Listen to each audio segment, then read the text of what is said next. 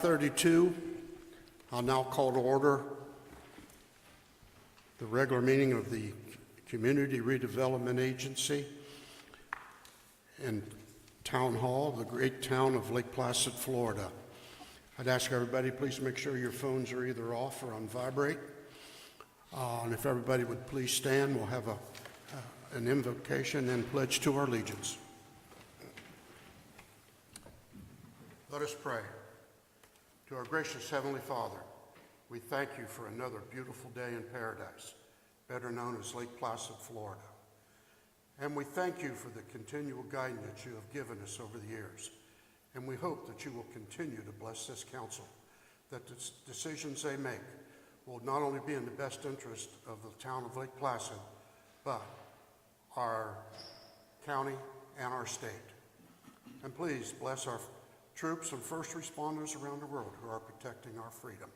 In your name we pray. Amen. I pledge allegiance to the flag of the United States of America and to the republic for which it stands, one nation, under God, indivisible, with liberty and justice for all.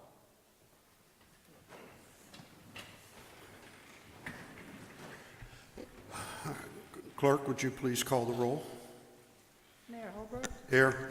Councilmember Hayes. Here. Councilmember Worley. Here. Councilmember Charles. Here. Councilmember Eberhardt. Here. Board Member Hartzell. Here. Board Member LeBlanc. Here. All right, this time I'll open it up for public comments that are on non-agenda items. All right, seeing none, we'll move on. We'll go to the consent agenda, A and B.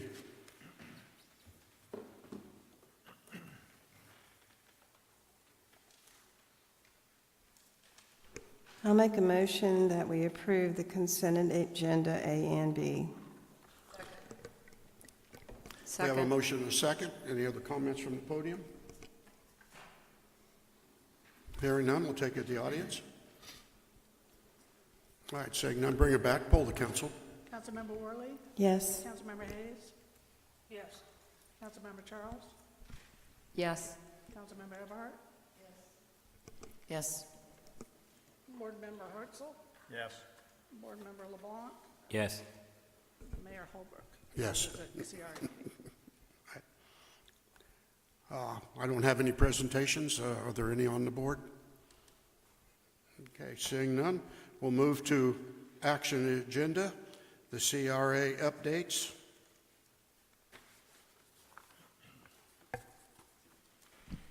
Thank you, Mayor. In your packet, you will see a very thick Kimley Horn document, and we met with Kimley Horn and we reviewed our project list, and we asked them to develop for us a proposal on each item. We received this a little later today. That's the reason it wasn't included in your packet.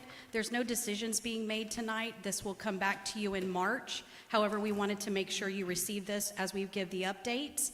Rachel is going to review some of the financial updates with the updated spreadsheet that you received with the projects, which will outline the costs that have already been spent, where we are with any funding balances, and then the goal is for when we come back in March to be able to prioritize the projects so that we know which ones you would like us to focus on first.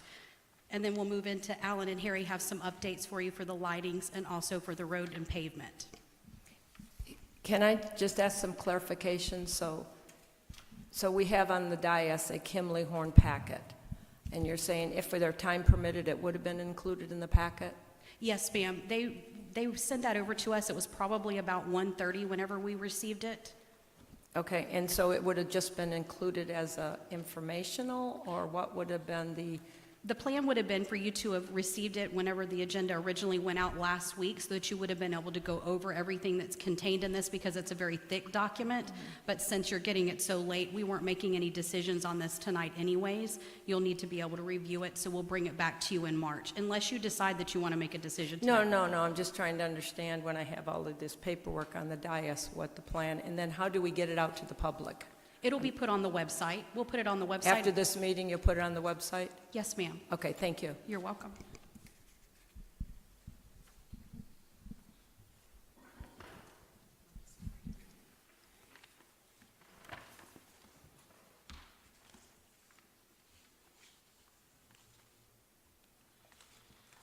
Okay, I'm gonna go over the spreadsheet, which includes some actual expenses and also the budget. But I first want to bring your attention to the budget amount for the revenue. Every year when they put it on the tax roll as far as the ad valorem revenue that the town is getting, this year is $7,695 less than what was actually budgeted. And that's on column I to the top. But other than that, we kind of went through the budget as far as putting all the projects out there and kind of explaining each project. Some is waiting, some of the projects is waiting for quotes, and some was holding for the streetscape. The streetscaping is what it is. So on the last page, I'll jump all the way to the bottom, is that based on the budget and based on some of the projects is already over. And that is the pots. Downtown flower pots. It's over about $5,000. So some of the line items, I guess we're waiting on you guys to give us some direction as far as where we're going to reallocate some of these budget items to make sure that we're still going to be within the budget. But other than that, it's just the downtown flower pots, and the building rehab has actual expenses year to date.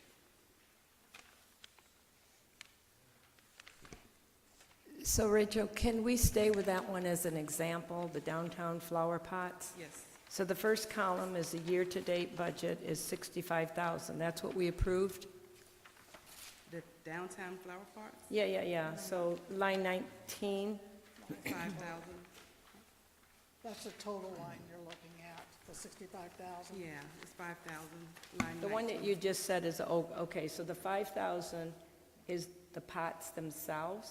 Yes, And we spent 9,000, so we have to do, at one point, a budget amendment for the 4,000? That is Is that what we're correct. saying? Okay, just to understand the spreadsheet, thank you.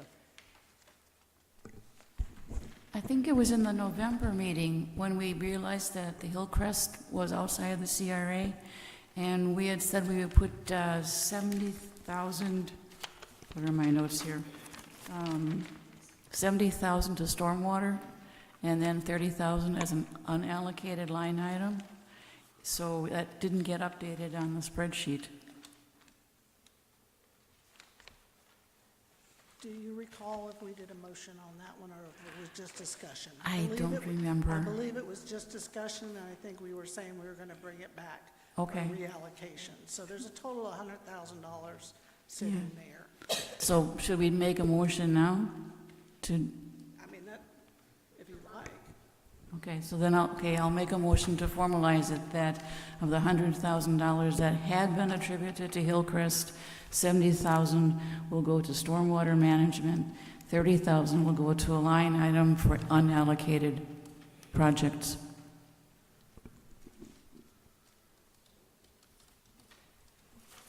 Second.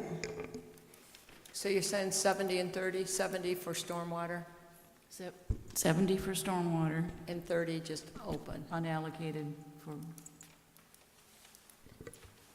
And where are Okay, you so- getting that from? What lines are you getting that from? it's from the Hillcrest, the last page where you'll see it's in red. There are several line items for Hillcrest. And It's actually 100,000 it is total. 100, yes, so it was 70 and 30 split.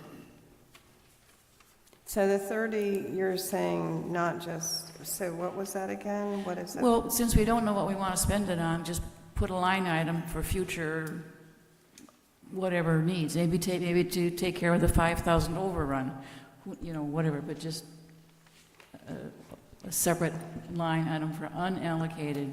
No, I like that idea, but just while we're discussing it, I did go through and we knew that Hillcrest was not in the CRA, so we're reallocating that 100,000. But from the peanut gallery downtown, They really would like to move the flower pots ahead as soon as possible, is what I'm hearing. No specific people, just different ones saying that, and it's coming back to me saying, I've talked to a lot of people, that's what they want. And then when we had that meeting, and maybe not quite yet, let's just set it aside, but maybe we should try to figure out what we're going to do with that 30,000, because the Wayfair signs, the signage, and the flags seem to be something that we could do. It's on the lesser side of the cost, but a big bang for a buck as far as the people. They've been wanting to see that. Really, that was something like the pots and the flags and the wayward signs. So I just, I'm agreeing with you, but when we discuss this next time, if everybody could, if you disagree with me, let me know, but so I'll go back to these people, but that's kind of where I'm hearing that's what they want the money spent on. So, Joy, the 70,000 for stormwater, we're just parking it there until such time as we have something to spend it on, meaning engineering, design, or projects in the future, right? Okay, 30,000 is just, for what comes up, like we went 5,000 over on the pots, right? So we can use that money to shift into something like that to cover it. Yeah, okay, I like that. And I agree with Debra. There's 30, just to clarify on the pots, what did you just say, 30,000 for pots? No. 30,000 is just unallocated in case we go over, we need to put it here, put it there. So like we're over on pots, 4,000 something dollars. So that's like a category that we might take it out of and put it to that, just unallocated. Right. So right now, we've got a budget Yeah, amendment we of should address 6,000, that, so we too. know that we don't have enough. And actually, my follow-up question was, that's like double, so the budget, I'm just surprised that costs go up that much, because we put in all these pots, right? And then all of a sudden, we estimated 5,000, it came in at 10. Correct me if I'm wrong, but is that the pots that went in, the second phase that went in on Main south of Interlake? That's Is what that I'm right? wondering too. I didn't want It's to move not off the that original pots pots yet. on Main, it's the second set of pots that went on Main. And I assume it probably included pavers underneath the pots south of Interlake on Main. Was that an overrun because we expanded the area of the circles?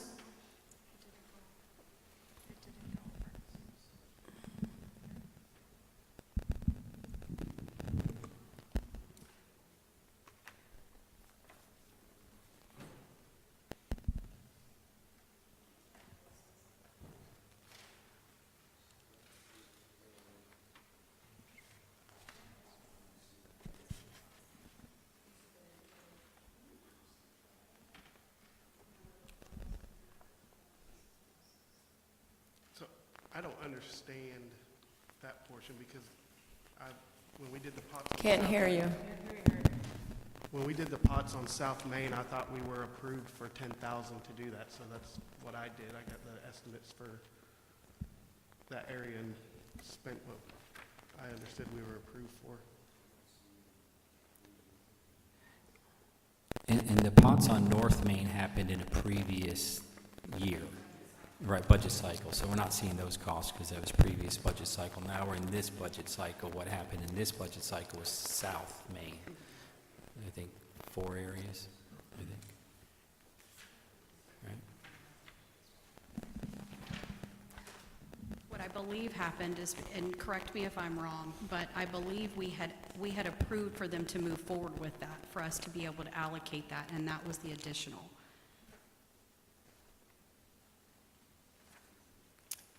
So, I pulled our original budget, it's 5,000, not 10, and if we're saying that somewhere we approved 10, then we would have already adjusted it elsewhere. You're right.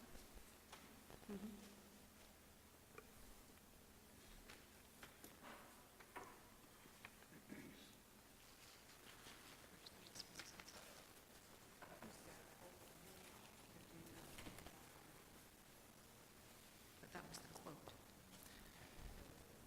I mean, I'm fine right now moving on. If you don't have it, just do the research and get it back.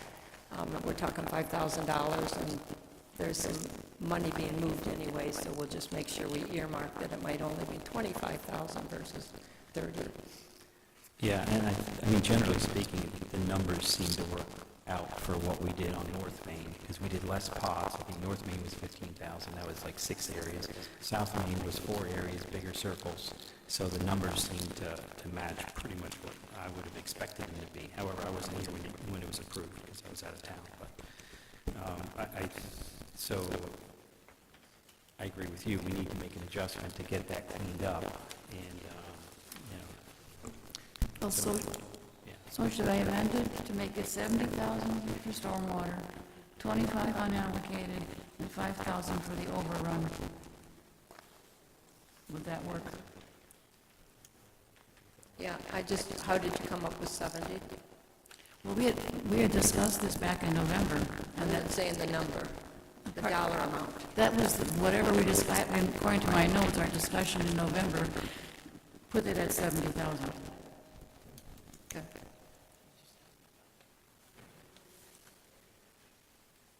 I'll amend my second to your amendment to your first. So,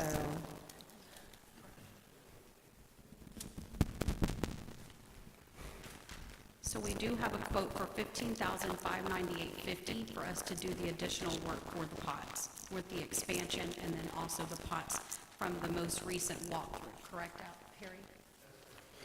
13 pots. Who is that budget? Who is that quote from? Not TWQ. Didn't TWQ do the work?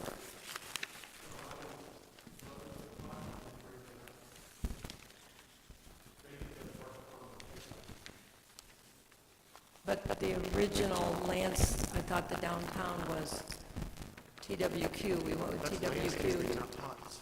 I'm sorry? That was the landscaping on the inner lake, not the pots. Nothing to do with the Yeah, pots. I think Robbins did the original. I think TWQ did the original pavers, then Robbins did the pots on the paver, and then TWQ did the irrigation also. Yeah, I was going to say And then TWQ, Robbins we did went the with them pots. to do. Yeah, so I think Robbins is the right person to probably do the pots again this time. And Robbins is supposed to start this month on making the pavers bigger on South Main. Robbins. So this category here that's already 4,000 over budget is the same category that we're going to do this additional work.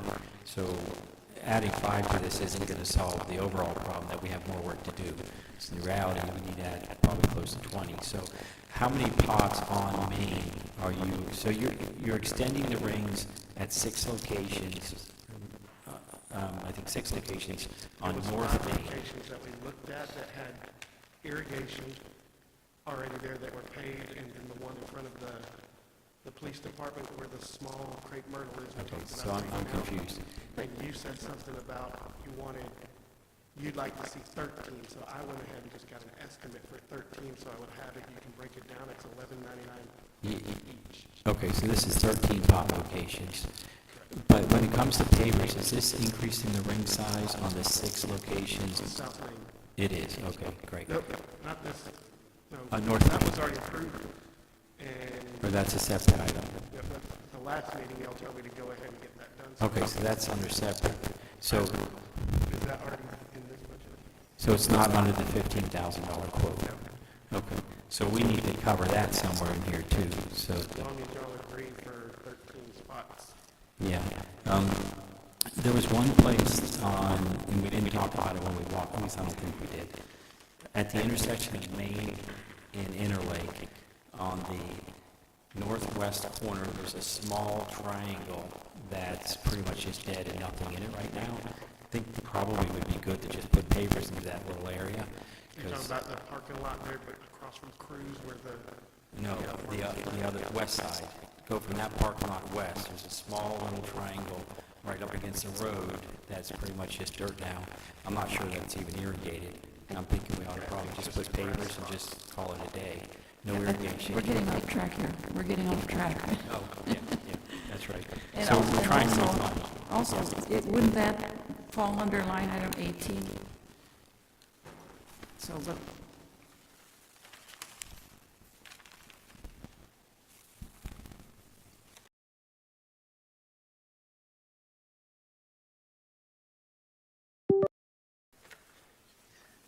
I'm not sure, because that also includes lighting. But it does talk about conducting a downtown walkthrough on October 29th. So, I so think back that's to, the original one for pods. So I guess the thing is, we just need to know that we have a category to do the work he's already doing and fix, the under number we have of 4,300, if we're going to do the 15,000. But I think we're going to discuss the pots, flower pots, and approve putting the flower pots. So I almost wonder if we ought to wait to do this until after we do that. Unless you want to do this, and then we can take money immediately later today and move it yeah, out of the 30, into a category if we want. If you want to handle this in like 2 steps, yeah, the let's, 70, the 30, and then we could take money from the 30 after we figure out how many pots, where we're putting the pots, and so on. Sound good?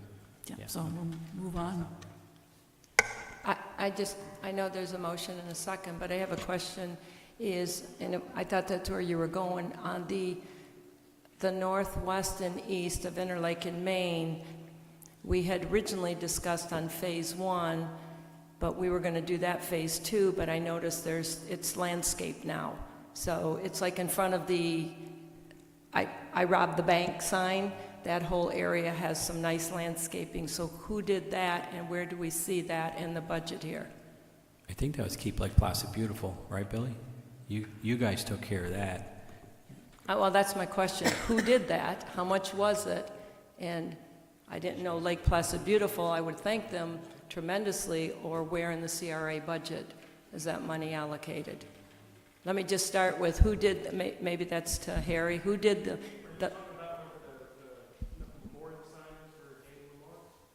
I don't know, would be on the west side of, side of Maine, but on both the south and the north, there's landscaping that's done. We had originally talked, because it was me, when you stopped at the corner, at the light, you can see all 4 corners.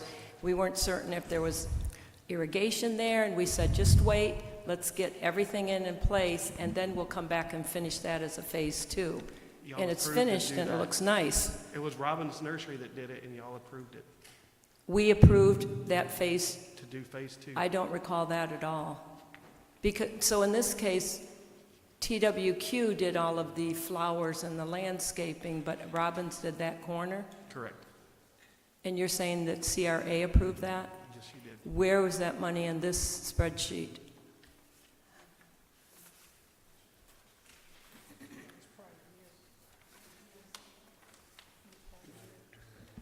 I mean, it looks nice, and I'm glad it's done, but I don't remember. Line 24. It was on a previous year budget. It's not on this one here. Are we talking the same location? Yes, where Edward Jones, and then across the way was Mm-hmm, the old thrift store. Yes. So, okay, you're saying we approved Robbins to do that where TWQ did the rest of We the, didn't have to go out for bid. It was under 10,000. I didn't hear you. We didn't have to go out for bid. It was under 10,000. Robbins supplied all the plants for the project that TWQ did on Interlake prior to that, and it was under 10,000, so we just went ahead and let him. How much was it? It was 9 something. I don't remember let me see if I can find it.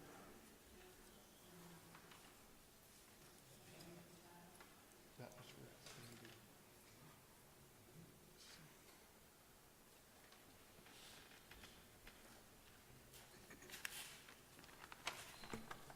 But whether it was done last year or this year, it's in here somewhere. So We just It- need to move forward, okay. I think.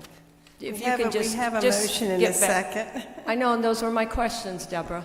No, I understand. So if you can just get back to me on when and where it is, I appreciate that. I have it right here. It was $990.25. So just under 10, okay? $9,990.25. I'm just in the CRA budget where I just want to make sure that we don't have another budget amendment that we have to do as we're taking excess money and moving it.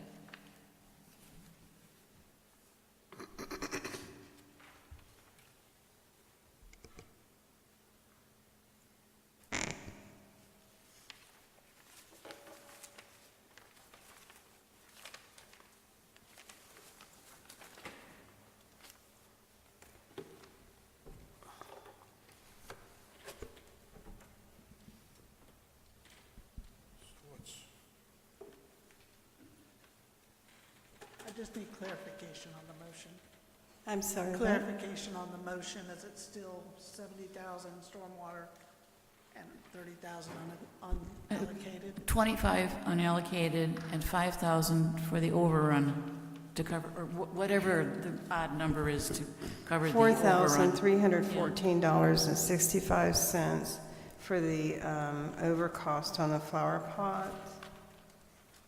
Item 19, and then the rest of that would go into unallocated, and then the 74, and that was my, that was the amendment, and I did an amendment to my second as well, for the same thing.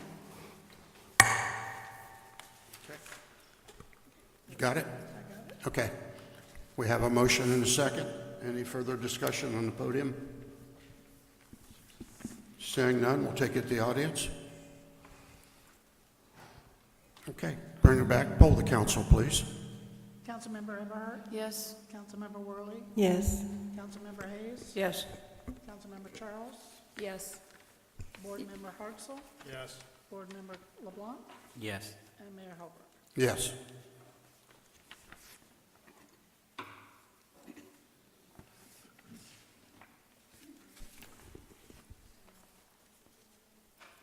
And then I have a suggestion or a question on line item 18 for streetscaping and lighting.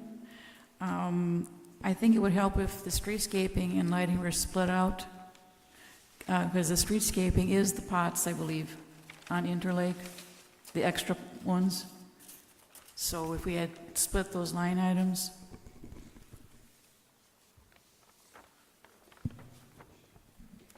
We can do that. Do you want to set a budget for each one of those? Any suggestions?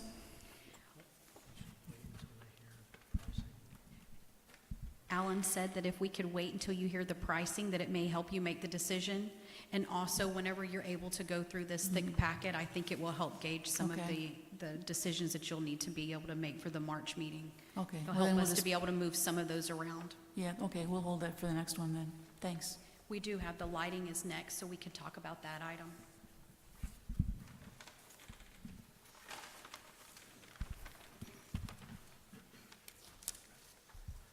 So for the lighting, we have multiple options. The most expensive of which would be replacing all of the poles. We currently pay $2,750 per pole when ours are damaged and need to be replaced. Any kind of different style and any add-ons such as outlets, flagpole brackets, or plant holders would be additional. The cheapest ones that I've found were upwards of $4,000, not including any of the add-ons. So even if you only wanted to replace 11 poles on North Main Street, you're looking at $44,000. If you wanted to continue, depending on how much you want to allocate for every CRA budget year cycle, that would look at, to get past 164 poles, you're looking at 14 years to get them all done. So to do them all, you're looking at well over $500,000, not including whatever the cost is for the electricians to come, pull them out, and rewire them. And then that's assuming you get a streetlight pole that matches the base that ours mount to, the 18-inch spacing cross. If you got anything else like a gooseneck that might have a different style mounting, then you're looking at a complete reconstruction of all of the basing and the electrical. That would significantly climb even more. Depending on how much you want to spend on that, we could either do it in a couple, maybe 2 or 3 large phases, or if you want to go a different route and maybe just replace the tops of them. Our options are slightly more limited again because we have a 3-inch collar that the bells sit on top of and then have the set screws to hold them into. So that kind of rules out the goosenecks because they have to have like a 18 to 24-inch collar to slide down on just because of the weight and the windage. So there are, I don't know, maybe like 20 options that I've found just for like Brandon Industries. There might be more that I just haven't found yet, companies that can do that. But everybody seems to be pushing to the style that has the LED connected to the circuit board. And again, these are $646. I got a quote last year for one style. I don't think you guys cared for it. It was a little bit too modern. But I just wanted an estimate, an idea. So we could go that route. But again, if that goes out, I haven't found anybody that just sells replacement parts. It looks like you'd be replacing the entire bell. So anytime a light goes out, you're looking at another $600 charge just to replace the light. So we're having a hard time kind of finding a style that would accept just a regular E26 bulb screw-in. What we do have is the option to go brighter. I know Ms. Hayes had asked about that before. At the time, I was looking at the wattage that ours were, and ours were equivalent to like a 200 to 300 watt bulb. At the time, I did not realize the significant gap in luminosity. Those poles were originally designed for 100 watt metal halide bulbs, which typically produce 9,000 to 10,000 lumens when they're brand new. It goes slightly dimmer as years pass. That's why they were spaced out roughly 75 feet apart, because at that brightness, there was a little bit of an overlap between them. Now you're probably seeing a little bit more of a dark spot because we went with an equivalent wattage to that, not luminosity. So ours are about 5,500. It's about half of what they originally were, and didn't realize that. I can go brighter. I've found we actually have the style that we use in our shop light. I could kind of show you one if you're interested later. But so the base of those is able to be flipped to the top or bottom. So it would basically have the shape of a lantern, the upward flare, and I believe that would project a lot more of the light downwards.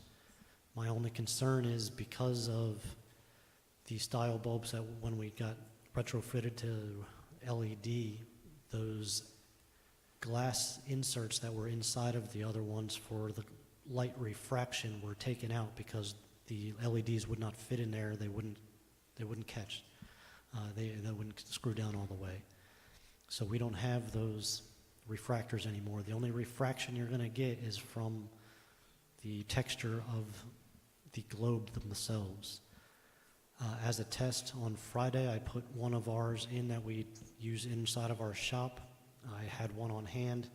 It's a little bit dimmer of one, but it's $54 just for that one bulb. I had a guy go out there. He said it did look like a lot more was facing on the ground, but even that's only 6,500 lumens. So to get a 10,000 lumen light, which would be more equivalent to what it was designed for, they're $90 a piece for these bulbs. It's a little bit more expensive, but a lot more feasible if we want to do a test somewhere, get a handful of these bulbs and see how much more it lights up the road. I believe it would work in areas like Devane Park, possibly Interlake Boulevard.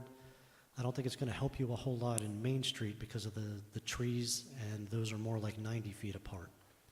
So Main Street, if you do something there, I think 2 years ago we had looked at maybe doing a tree lighting project where we had ground level lighting shining upwards.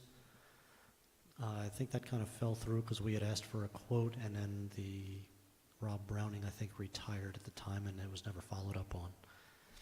If it's something you're interested in, we could try to get a new quote for that. But that's not going to be cheap to run all new electric to two sides of every tree. I think there's like 14 trees or so on Main Street. So if you want, I can buy maybe one or two or maybe even a dozen of these $90 bulbs and just do a test section to make sure it's not overly blinding to vehicle traffic. Can I ask you a question? We have these globes and the light goes up, it goes out.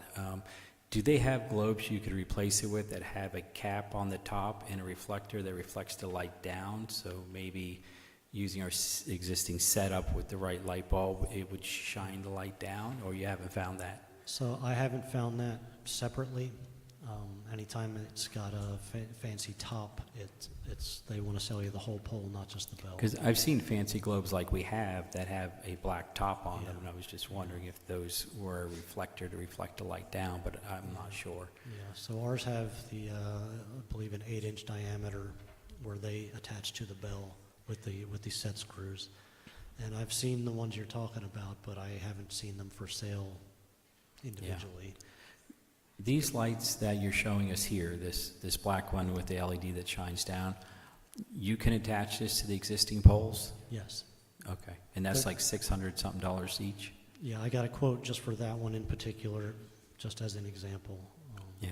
But there's a few more designs, but again, that's the style that you can't just go out and replace a bulb, you're replacing the whole top. Yeah, if it were me, I would order, personally, I'd say order one of these and order the other light bulbs that you were talking about, and let's just march our way down somewhere and change the one top to that, and then change the next light bulb, and then we have our existing, and we can go out and look at it. It just would need to be a place where it's very consistent so that we could really compare them, side by side. We don't want somebody's light on the front of their building to be adding to it, and then we're not, here it's a different lighting situation than there, but that would be my opinion. I don't know what others are. The one that is the total replacement on the top, and I guess the same question would be for all the lighting. That whole unit, how long is it guaranteed? What kind of, maybe we should look at too, what kind of the dollars and what kind of guarantee does it have for a lifelong? Because that seems to me to be pretty easy if you just have to replace it. But anyway, I do agree, it would be nice to actually see it, so before we commit. I want to say the average was about maybe 10,000 hours, 10 to 20,000 hours. I'm not exact. I did look it up at one time.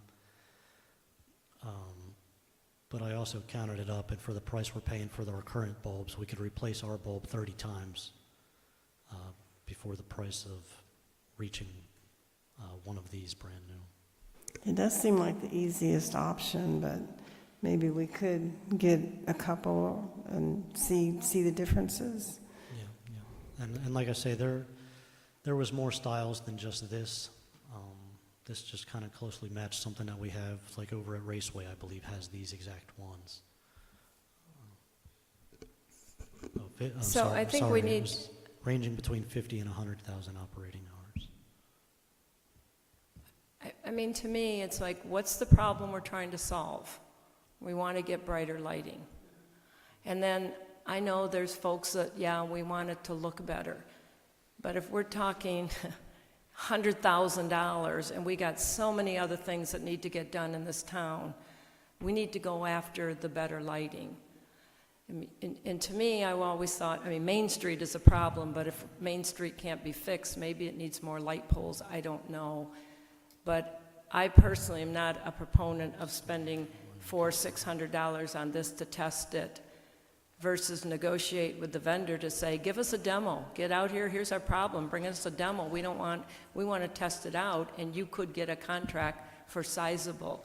If you can do something like that and get a couple demos that they set up so that we can see, is that something we want, I'd be okay, because there's no money. If not, and I know bulbs are expensive, so I really do like the idea, and I support finding an area, Alan, and I appreciate the research that you've done on this continuously for the last 6 months since we've been talking about it, to see where would a good area to put whatever number you think, 4 or 5, put them there, and that we could be able to see a difference and go from there. We've already got the poles, right? We've got a fixture there. To just replace the poles with something, because I don't think those poles are that old. I think, aren't they 5-6 years old or something like that? You're going to tell me 20, 30, right? Yeah, they've been here since before I started. Okay. I agree with you. It's probably very likely that somebody would bring a light for us to test out. Did you talk to any lighting consultants? Because I think I gave like 2 cards for lighting consultants I met at the Florida Redevelopment Association convention, and those guys, you know, would come in for free, analyze our lighting situation, give us options and stuff like that. Have you talked to any consultants in that capacity, or are you just looking on the internet yourself? I'm just researching myself. We did have, I believe, Ewald Probst look at it years ago. I think we kind of burned that bridge because we went to him for ideas all the time, and then I just implemented it myself, and we never hired him. Yeah, So- I think this is a situation where one of those consultants will come here for free and probably do just like what you're saying, bring us a light that we could test out or something. But, you know, these guys, they work in historic downtowns all over the place, and it's like we're trying to figure out what to do. Most of these guys already have figured all of it out, and they know what works and what doesn't, and you know, they'll give you all the calculations as to what's going to put the light on the ground the best, what's going to fit on certain poles. And I agree. I don't think we should be replacing our poles. Now that you've painted them, they all look great and they'll last for a very long time. We just need to be looking at what we're doing on the top of these poles. So I think it might be time to just talk to a consultant and get their feedback on it. And I think I gave a few cards for that, and see if they'll do like, you know, Colleen says, bring a light, let us test it, prove to us, you know, it works. Yeah, I don't think Yeah. those cards. Okay, yeah, that's definitely something worth looking into. I didn't know that could be a free service. I mean, because what we talked about before is, one, we want brighter lights, but we also want to make sure it's not blinding cars and people. Right. And so, you know, I don't know if 4 or 5 is the right amount in the spot. I wouldn't be spacing them out, but cluster them in one area so we can really get, you know, as you're coming, you know, call it west or east on Interlake, you're going to be able to go around it and determine, oh, that's not good. I mean, how many in total in Devane Park lights? 17. 17. Yeah, and these new lights here, these are down lights. They just shine down. So I don't know that you'd see any direct light in your eyes on these particular ones. My concern with these is because they are downward facing, the pole is supposed to be spaced out 2 to 3 times the height of the pole. So ours are too far apart as it is. So they're supposed to really be ideally 50 to 60 feet apart. So this only being 15 feet tall and that being downward facing, you'll likely end up with shadows in between them. Yeah, well, I think if we were to even put one up, you know, along Interlake on one of those, we'd see the difference between that and the other ones, because the other ones are, you know, lighting the trees and the rooftops, and they do a very poor job of lighting down. So even though these ones maybe ought to be closer, I don't know that they won't be better than what we have now, which isn't really shining down so much as it's shining up. But I just think it's worth a try as an experiment and see what works, you know, and then try your brighter light bulbs and, you know, do it on the same strip, boom, boom, boom, try a couple options, walk it at night, see what it looks like. The most important thing you want to do when you're doing all of this lighting stuff is make sure that you don't have a whole bunch of light in one area and very dark in the next one and then big light. You're much better to have a little lower lumens and have it consistent across the board than it is to have 10 or 12 up here and have 5 down there. So I think it's real important that, and when you're talking about, Alan, about when you have, you know, it's 3 times the height of the pole and all like that, that's so that the cone of luminance doesn't like overshadow each other. It has to come over a little bit, but not a lot. I think, I don't know, what's a third or a fourth of the cone should overlap. I don't remember now, it's been a while. But I think it's difficult to determine what's going to happen with one light, because then you're going to see that one spot and say, oh yeah, this would be great. But it depends. And you don't, as Colleen said, you don't want to blind people. And when you're walking along, you don't want to be blinded by that light so that you can't identify a predator or anything like that. So it's good to have light, but consistent across the board is really what you're looking for. Yeah, and these consultants can give us drawings based on the light pole locations now, and the drawings will tell us what the light is near the pole, and as you get further away, what it is, and then the next one coming up. So they analyze all of those things and probably do that stuff for free just to help, you know, sell us on their products. So I don't know, I'd be interested to see what they say. You can call them.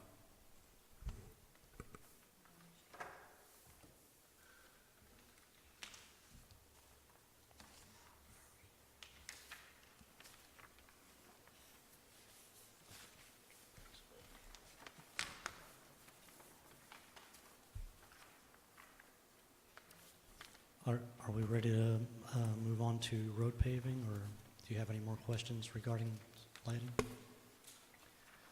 Or prefer a different style instead of that? Any ideas on something less modern? I think the design is fine. I think we're just trying to look for the efficiency.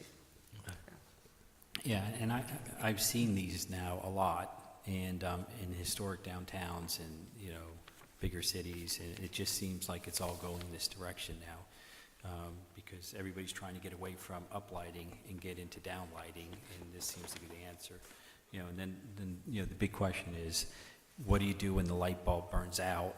But I think these light bulbs probably don't usually go out all at once, and it's like, you know, the LED diodes start maybe burning out, so maybe they start getting less light over time. I'm not sure, but it is important to know what the hours are, and do you have to replace the entire head, or can you replace the light itself inside of it? I'm interested in what the answer to that is.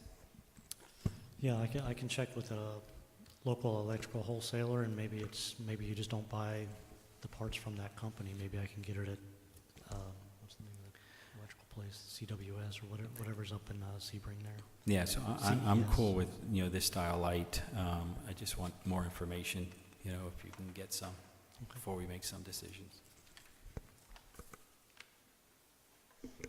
I guess how that will work, if you're going to go ahead, I'd like to see it as soon as possible, just because we've been talking about this so long.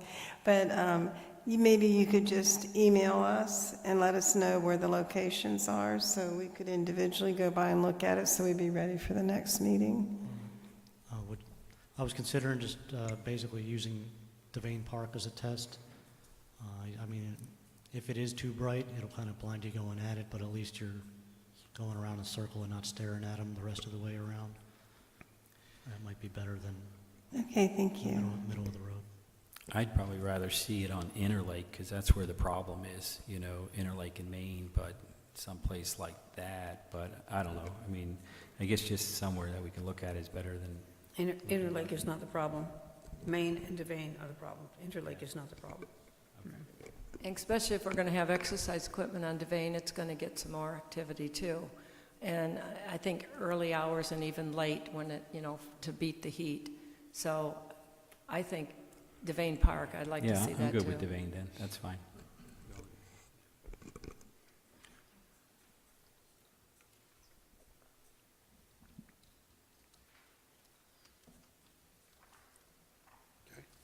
Ready for streets? Yep. Okay.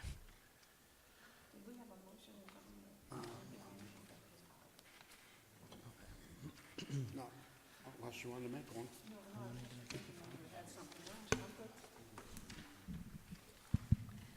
Councilwoman Hayes, I think we're trying to give you a bunch of information so that you'll have something to vote on at the next meeting.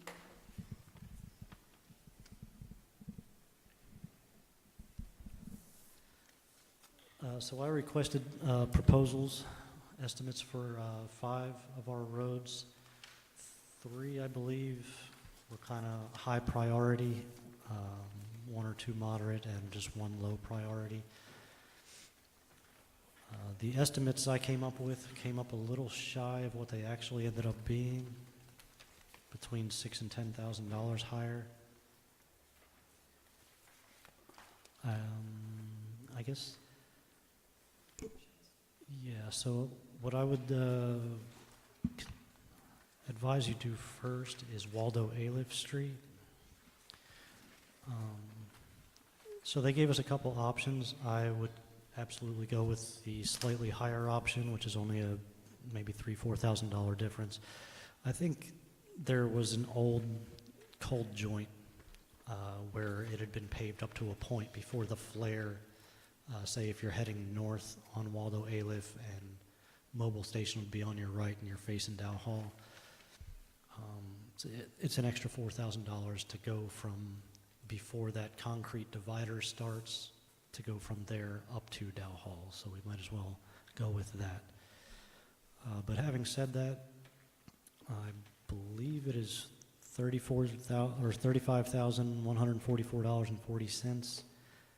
And it looks like the pavement marking would be an additional 2,500. So you're looking at about 37,600. Are these going to be in the order you would recommend, Alan? Because I look to you as knowing the condition of the roads, and I'm sorry, I don't even know where Waldo Ave is. So I would look to your recommendation on where we can put the dollars for the biggest bang for our buck. Okay. So that was formerly Eucalyptus Ave, the road that goes between Interlake and Dow Hall, behind Dollar General. Behind the Dollar General? Okay, people cut straight across from Publix, Yes. behind the ball fields are there? Plus, Site, okay. And it goes into Walgreen, right? So it's Publix? it's also in the Kimley Horn packet. Yeah, okay. They just included the drawings I provided them. So is that your number one recommendation? Yes, The 35,000, and that includes the little extension that you had recommended? Yes. Okay. So we're talking about the road behind the culverts that they're about to build. Yep. Is that right? Should we be waiting till they're done building so that they're not driving over fresh asphalt road, I wonder? And is the CRA, you asking the CRA to pay the whole amount, or are we paying part of the amount? I think there was some places where we said, So that seemed would- like the district ended maybe in the mid, it wasn't fully in the CRA district. I don't know if that's one of them. Waldo Avenue would be the entire amount. The half and half would be Plaza Avenue, behind the tower. I didn't understand. Sorry, I didn't understand everything. Waldo Avenue is the third to last page in the Kimley Horn packet. It's CRA. So Fully CRA. Yeah, Yeah, CR, But you do raise a good point, at least have that discussion with the culvert people to see where's their construction work going to be done and the timing, to make sure that we don't pave, we don't overlay, and then they come and I think ruin any damage they do, they would have to repair. I wouldn't recommend waiting for them to finish, because then that'll push you into another year. We might ask for this to be done, and EPI might be booked out for the next 6 months. It may Okay. not happen. So, I mean, I can probably get a better timeline from EPI, which might help us make that decision if we could put it out but still get it done by the end of this year. So do we have money set in our budget right now for asphalting roads? No. So you're asking us to add money to our budget in a category? Well, I'm sorry. There is money set aside in CRA. There is not in the town budget. Right, so which line item are we looking at, and how much money do we have in the CRA budget now to help with asphalting roads? I mean, I see when it says sidewalks, streets, roads for $45,000.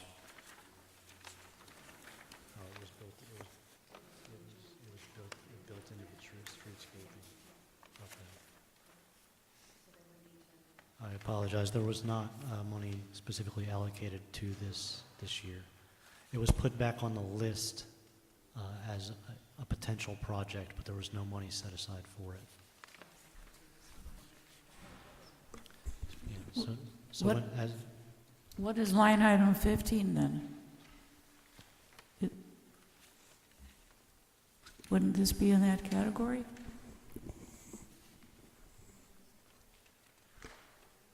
And I pulled my original budget sheet that has 55,000 for roads, and this is saying 45,000. So I thought we had roads in there, because we talked about that as a priority.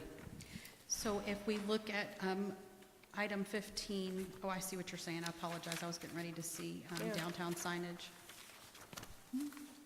So that would be correct. Line item 15 is sidewalks, streets, and roads. Yes, correct, 45,000.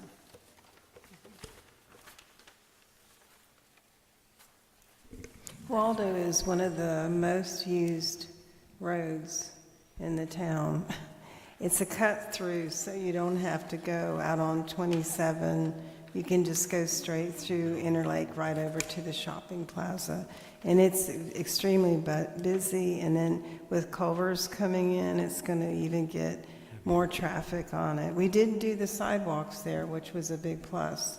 So people aren't walking in the streets with their strollers, so that was a big, big help for our public. But it is I use it almost every day, but everybody else does too, just so you know. It keeps you from going out into the traffic on 27. So it seems like there's, if you add all these up, about $185,000 in road work here.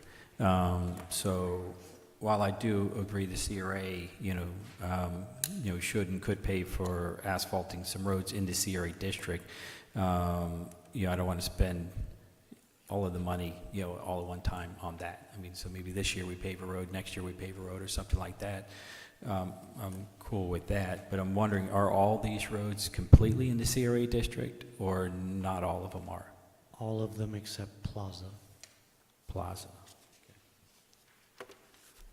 Hillcrest is not in the CRA. Hillcrest Park is not, Hillcrest Street is. Dale Hall is.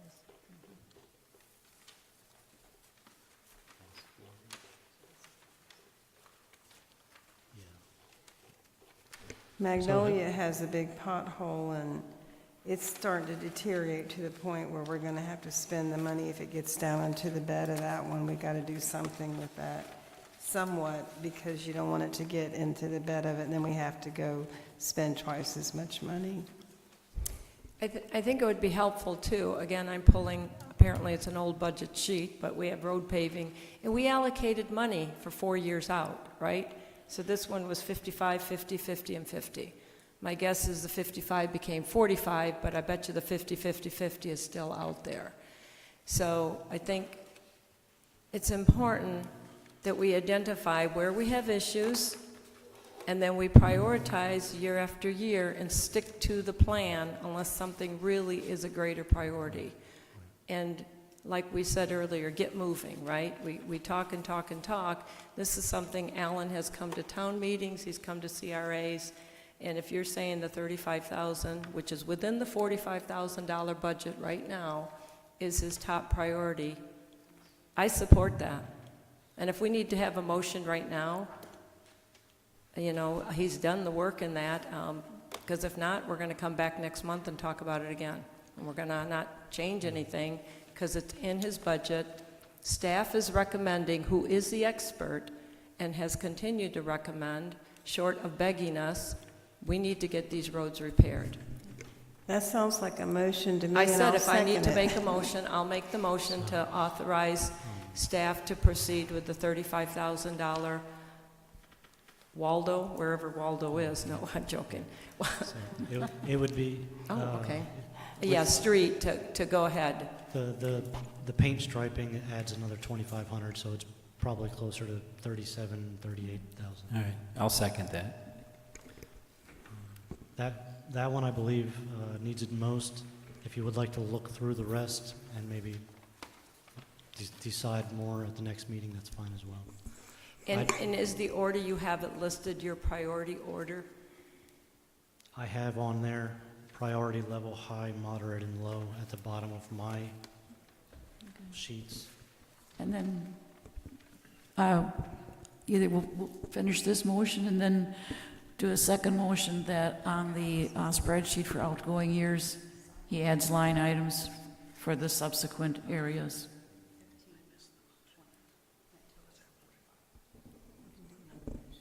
Yeah, I said I'll do a second motion. Are you wanting to pull money ahead? Because typically we don't in this year start making recommendations, approvals for the out years until that budget comes. Council, or Sure, board, go ahead. I'm sorry. Please look at 15 really fast. So under sidewalks, streets, and roads, it's highlighted. And if you look to the GL account 103-541600, take and add up your 45. It's going to be the downtown signage. We've clumped it in there. I think we're going to have to take and pull out the streets by itself, because then under the downtown signage, if you drop down, then we have downtown flags and banners. It's also coming out of that same GL account at 15,000.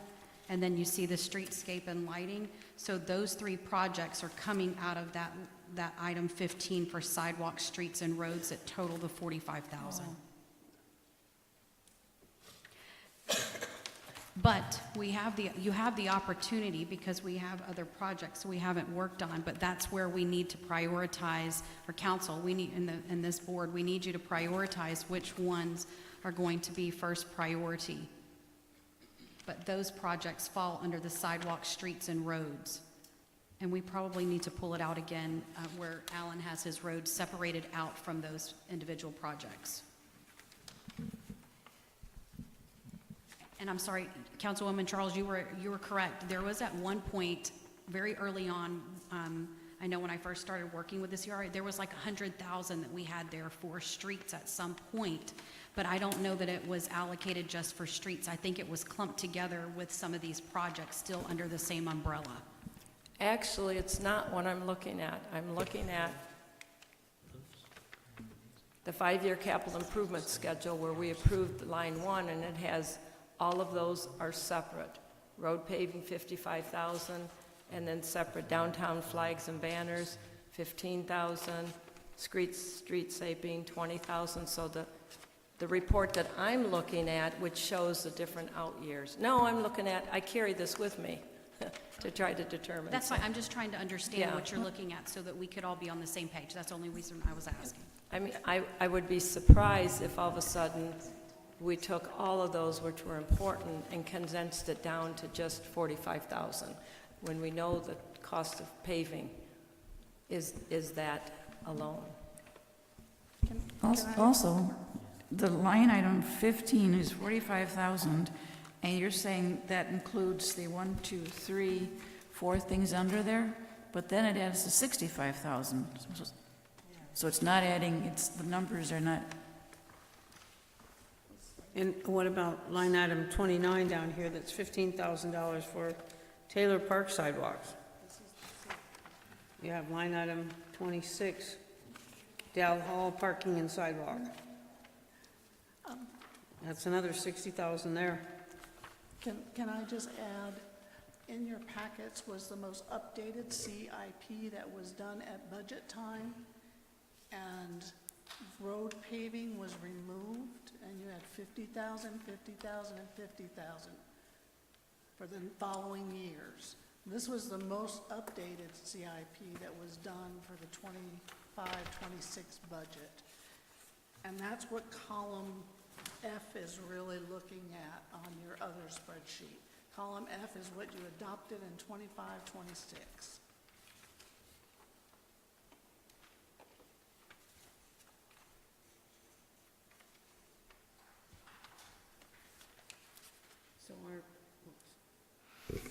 So our road paving money is not 25, 26, it's 26, 27, 8, and 9.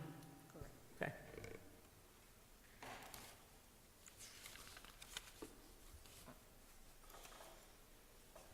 So why is that in here under year-to-date budget 25, 26 in these columns, like column,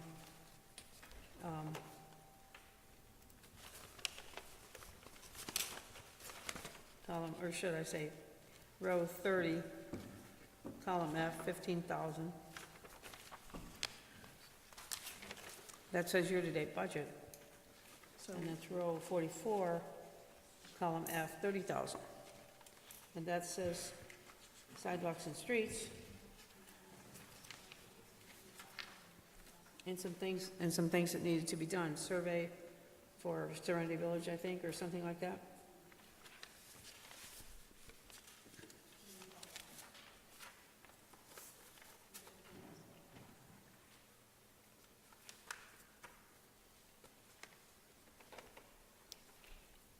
Alan, is it your understanding that we took all of the road paving request funds out of this current year from CRA? No, it was taken out last year, and that's why we weren't able to pave anything Right. last year, and I definitely made sure that we were able to this year. I just don't remember. Yeah, I mean, it's possible. You asked me to pick the 5 worst and come back to you with numbers. Maybe that's why it's just not there. Yeah, I I'm not mean, sure. maybe I just don't recall that, and if so, why did we? Because of, kind of the strong support that the roads are deteriorating, and there's a lot of potholes and chunks that are going to cause and have safety damage in that. How about if we take the money from the Doll Hall parking and move it to Aleph? There's 60,000 in that line item. Can you give us a line item number? Okay, so line item 26 is Doll Hall parking and sidewalk. There's 60,000 in there.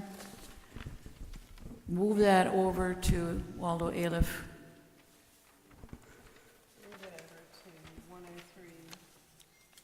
103,541,600. As a separate line item for Waldo Aleph. Can I just clarify one thing? So are you saying that line item 15 that says 45,000, that does not have 45,000 in that category by itself? Because everything underneath has its own line item amount. So it seems to me like there is 45,000 in that one line item that we could draw from.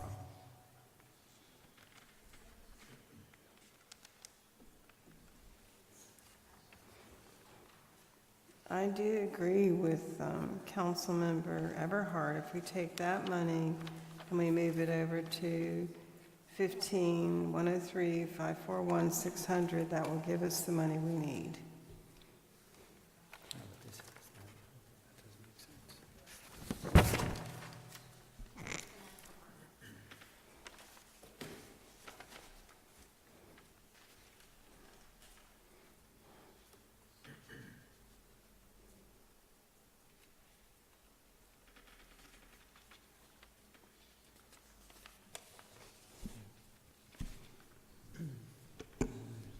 So is that a motion and a second? Well, you already, I think you have a motion. Well, we already have motion and second. You could just add that to your motion and then have Ms.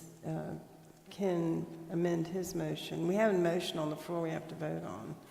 But we have to find the money, so. If you want to amend, that would work in. If you want to amend your motion, to just go ahead and do that. Before bouncing funds back and forth, do you just want to wait until we get everything clarified and come back next month?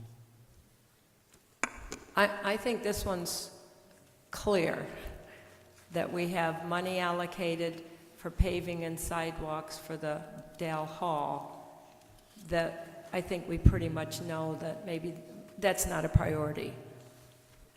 Your projects are a priority. And so since it sounds like the discussion is we agree that street is a priority and that the other is not, I'll amend my motion to authorize staff to pursue the proper paving and striping on Waldo Avenue, and second, and in addition, to transfer the budget line item from Dale Hall parking and sidewalk to road paving. Okay, I'll amend my second to match her amendment.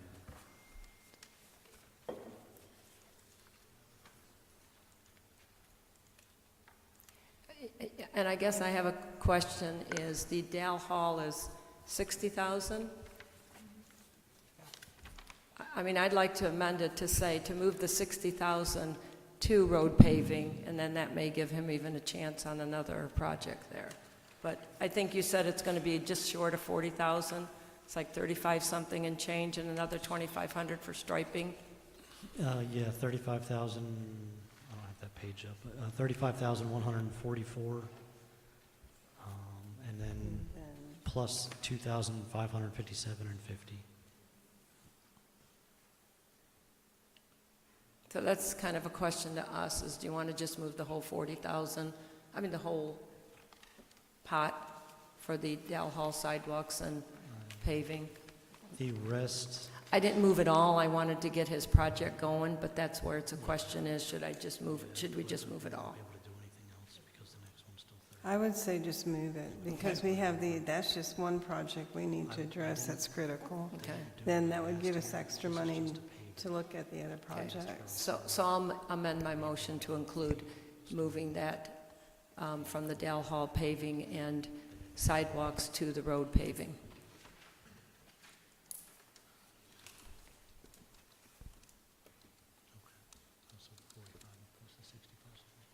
Do you amend the second? Yes, I amended the second, yeah. I'll agree with that. So if I understand this correctly, GL account number 103-541-600 is now going to have $105,000 in that line item. 45 plus 60. All right. Thank you. However, what we said earlier, it'd be helpful to break it as its own road paving versus the streets signage and that, It's a good idea. for tracking purposes. Yes, good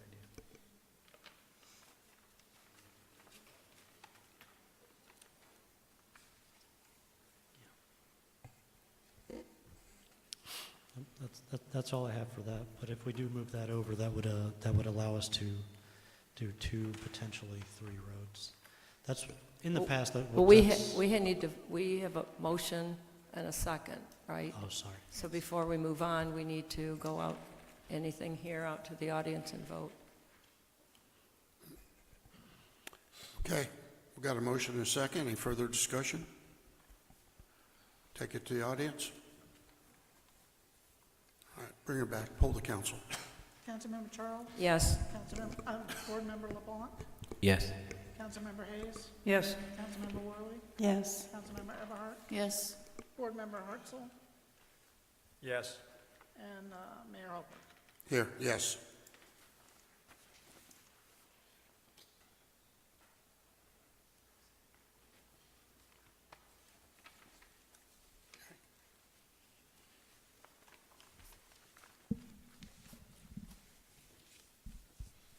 We are all set with the CRA portion then.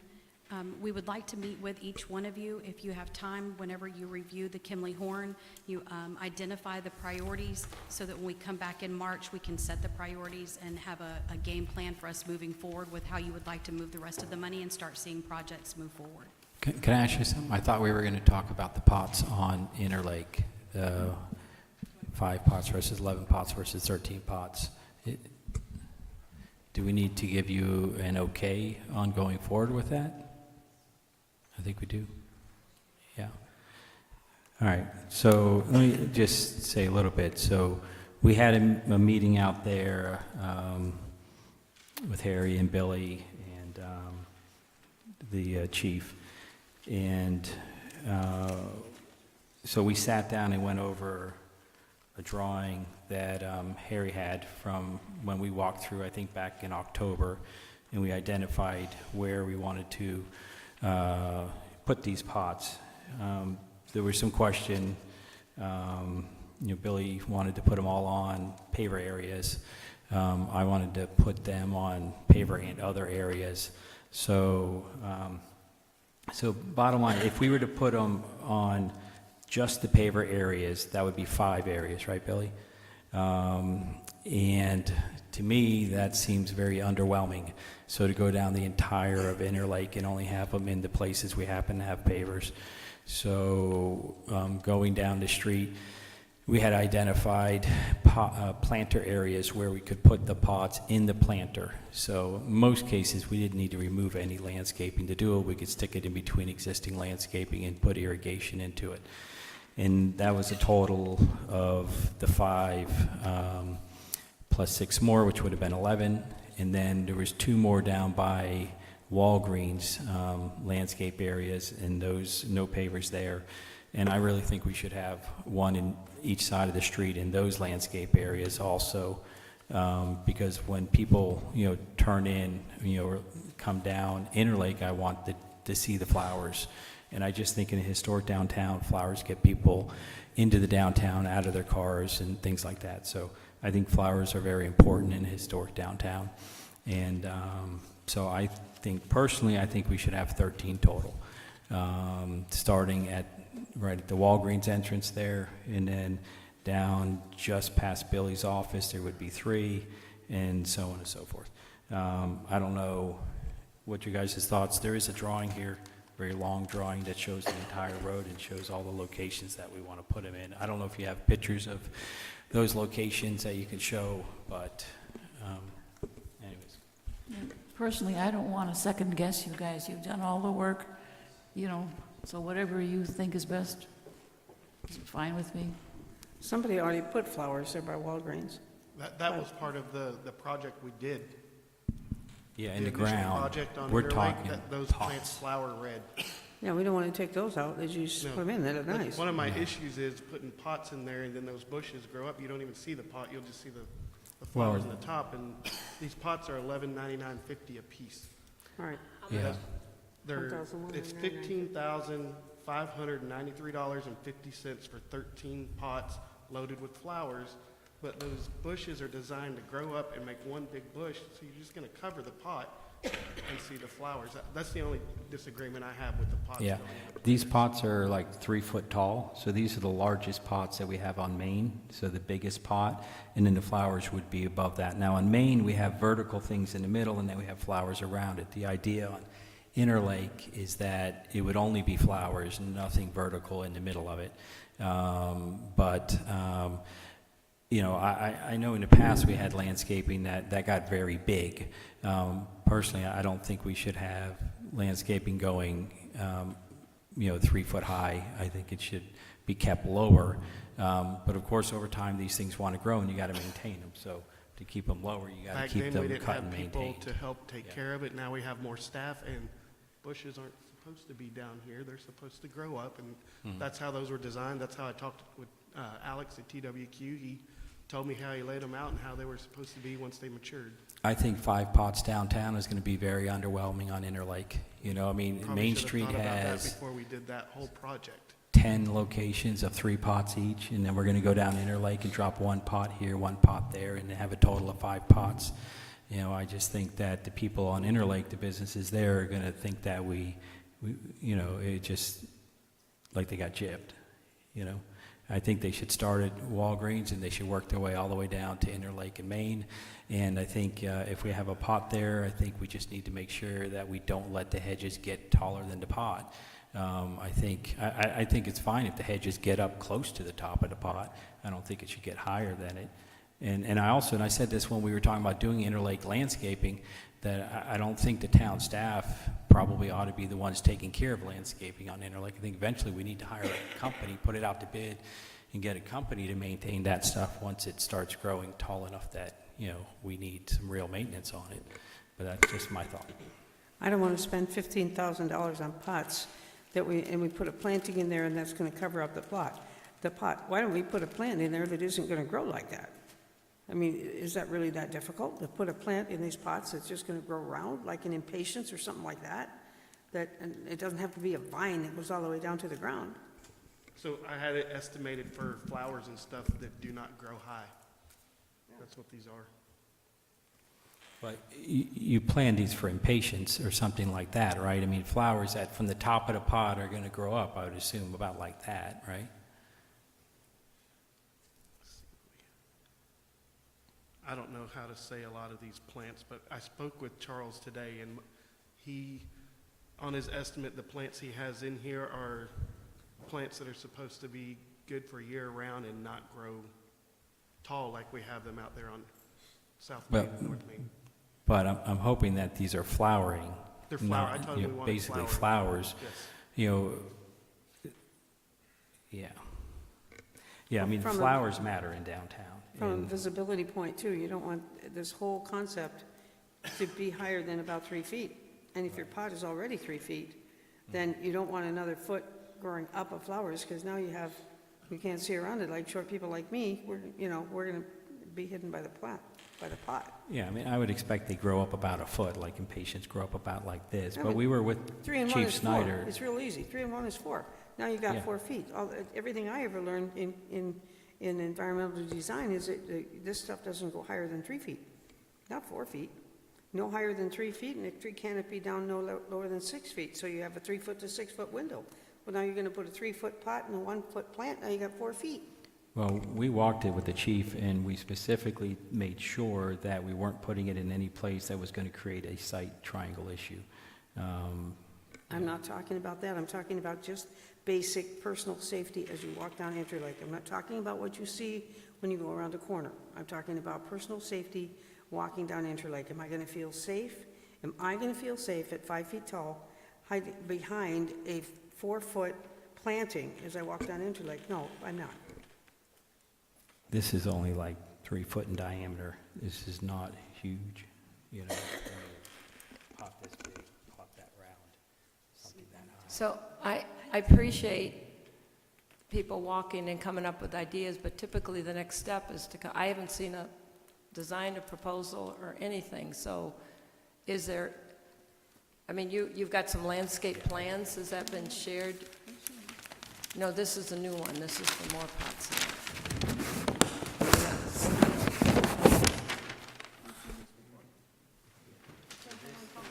But which, I don't know which one and where they're gonna go, this is the, you need to talk into the microphone, yeah, that's where it's gonna be awkward, because typically it would be back in the package, so. Interlake and Main starts there, and then all the way down, you know, towards 27 in this direction. The red dots is where we looked at putting the pots. This is new. No, we've already had this. Ken, this is new. I'm sorry? No, Ken, this is new, because then we had one, and then you walked and said, we need to put some pots. Yeah, we walked this back in October, I believe, and these were added back then, but yeah, I don't know. This was not given to anybody. Right. So we pulled it back out when we did our walkthrough and just reviewed it again. Well, we didn't do a walkthrough, we did a meeting a couple weeks ago, and we pulled this back out and re-looked at it and counted the locations and talked about the locations and stuff like that, so. But I don't think this ever got handed to CRA individually Right. to look at, you know, these locations, yeah. Right, I don't recall. How much are we talking then in total? We're talking the 1,100 for 13, is that what it is?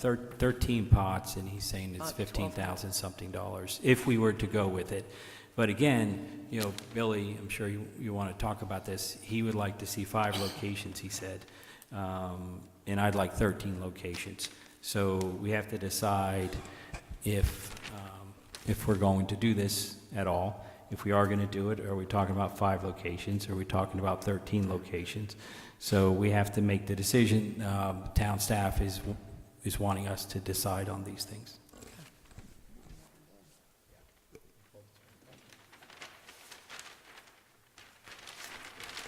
I'd like to hear from Mr. Brantley what we're doing here. Bill Brantley, President of Keep Lake Placid Beautiful.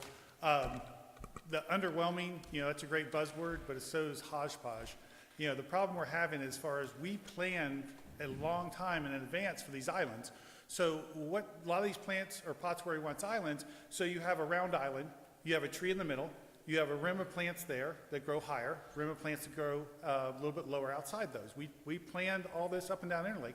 He wants to put a pot, not in the middle, just kind of in the side, you know, kind of in the random place. I'm a symmetrical kind of person. You know, I like the tree in the middle, the surroundings, to put plants in planters that we've already designed for the most, I think, the best look that we could have for the town. It's going to be a hodgepodge as far as that goes. The pots on the pavers where we already have irrigation and a plan for it, I think those pots will stand out, the plants will stand out. I think it's a great location. But Keep Lake Placid Beautiful does not support or only supports the 5 locations that we had picked out that are on pavers with current irrigation, not just randomly in planters.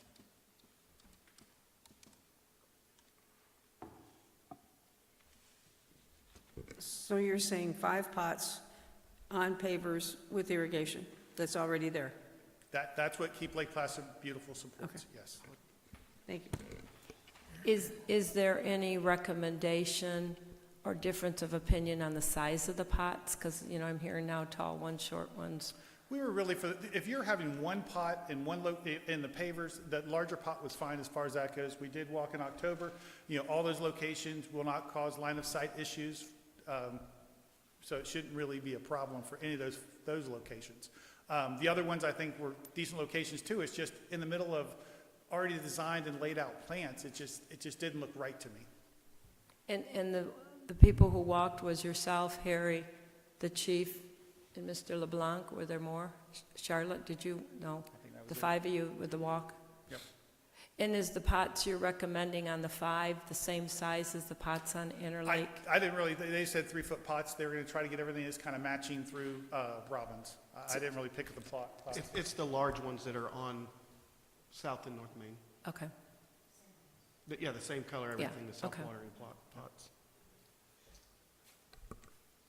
Yeah, I personally didn't know we went from certain sections to 11. So, I mean, this conversation's been helpful. I didn't see that map. And I know when we talked about the Interlake, both Main Avenue, both sides, it was the concern, is there anything we can do on Interlake? And there were these certain triangles, and I'm assuming that may be where these are, certain huge triangles that a pot could just sit right in the middle. Okay, Triangular, like brick pavers today, that's just an empty brick paver. Okay, how about to get things moving along, we do a compromise and do the 5 pots on the pavers for now, see how it looks, and revisit it. Second? What about the other areas that are just planted in flowers right now? Can we retain that? Just keep that the way it is, just put the 5 pots where there are pavers for Okay. starters. And then we'll come back whenever, if you want to add more. Is that a motion? That's a motion. I'll second it. Yeah, it's a step in the right direction. I mean, at least we're getting pots out there. Yep. And hopefully we can come back later. We know the locations. If we want to add more, we've already done the walk. We already got this, which I'll give back to town staff, and they can hold on to in case we decide we want to come back later. It would be nice to see the plan for the whole street after, just do the 5 and then see the rest of the plan, and then we could review it. Okay, we got a motion and a second. Any other comments from the podium?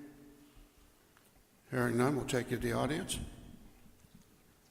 All right, seeing none, bring it back. Poll the council. Councilmember Eberhardt? Yes. Councilmember Charles? Yes. Councilmember Hayes? Yes. Councilmember Worley? Yes. Board Member Hartzell? Yes. Board Member LeBlanc? Yes. Mayor Holbrook? Yes.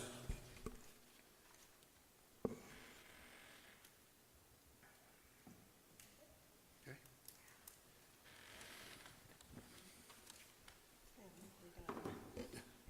All right, anything else come before the CRA? Yeah, I just wanted to back up and ask a question. I just quickly, the Kimley Horn that you put in front of us, I just quickly glanced at it because I was the understanding that we were looking to hire somebody for project management of our projects because of, and I want to make sure that the new attorney agrees, doesn't need to be tonight, but that our CRA charter does allow us to hire somebody to do project management, and then those costs could be charged to the CRA. We were told that we could, but I'm kind of confused because this Kimley Horn contract is saying engineering services, and it's $216,000. So are we looking at Kimley Horn to do engineering services or just a project management? So you'll have to go through it because you'll see that we just received it. When we met with them, we asked them to go through each item that we have on the project list and to give us a breakdown for each task that was listed there, because we did have an engineer that was on staff originally when this list was created. So they've broken it down. That's the overall total cost for everything on this list, and that's where we need this board to be able to prioritize and tell us what you want. We're not saying you have to go with this. We just brought this forward because you instructed us to have someone else to be able to do the services since we are limited on town staff. Do we have a town engineer today? We do not have a town engineer. We never replaced? We did not. Okay. Yeah, so we just need to look at this very carefully because Yes, I ma'am. thought it was just to hire somebody to do project management, and this is saying engineering services on each of these. We do have a project manager, though, that is on staff. And that's what I thought, that Yes, through the ma'am. budget, we had a project manager. Yes, ma'am. So we have a project manager. We just need to prioritize this and then move it forward, whether you use them or not. I see in my notes from the November 7th, 25 meeting that we want to include a project manager with some leftover funds after freeing up the Hillcrest property, as they are not in the CRA. Include a project manager with some leftover funds. Our CRA is not set up to hire a person. We really cannot revise the CRA because that's quite the process. But Charlotte will find out if we can use CRA funds to hire consultants. So I don't know if you ever got a chance to follow up on that or not. I did, and our expert is actually here. She's just right behind me. It was Ms. Jennifer Cotto Salisbury with the Central Florida Regional Planning. So we did confirm that. You're welcome. All right, anything else come for the CRA? If there's nothing, meeting adjourned. Let's take about 10 minutes before we start the next meeting.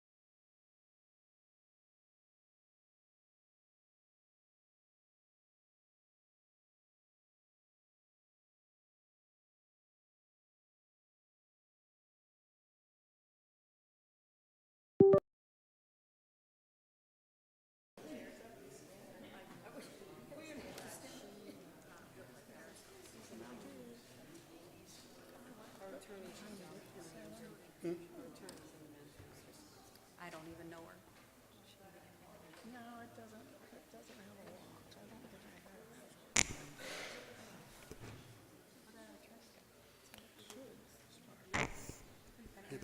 He'll be here in a minute. Maybe he left. Oh, he ran to the restroom.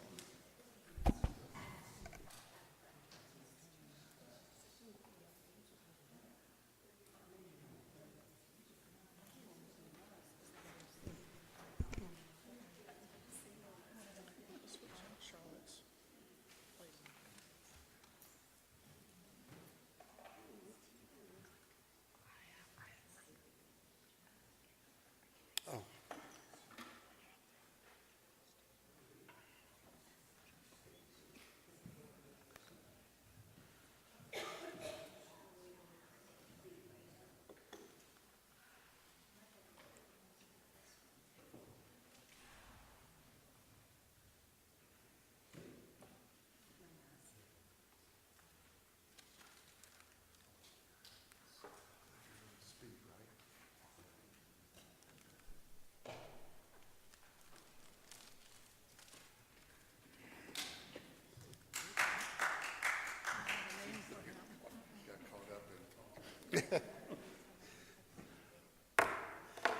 Being 7:19, I'll now call to order the regular meeting of the Lake Placid Town Council and the Government Center in the great town of Lake Placid this February 16th, 2026.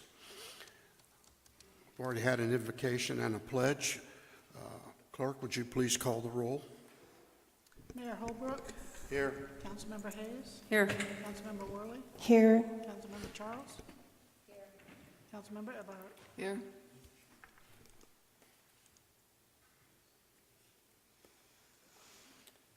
Okay. Before we get started, last week we hired a new firm, and at this time I would ask Mr. Cliff Rhodes if he would like to come up and introduce his staff.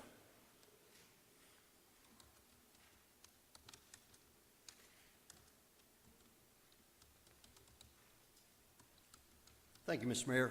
Before I do, I want to say something that I intended to say last Monday evening, and that is I've known Bert Harris III for 45 years.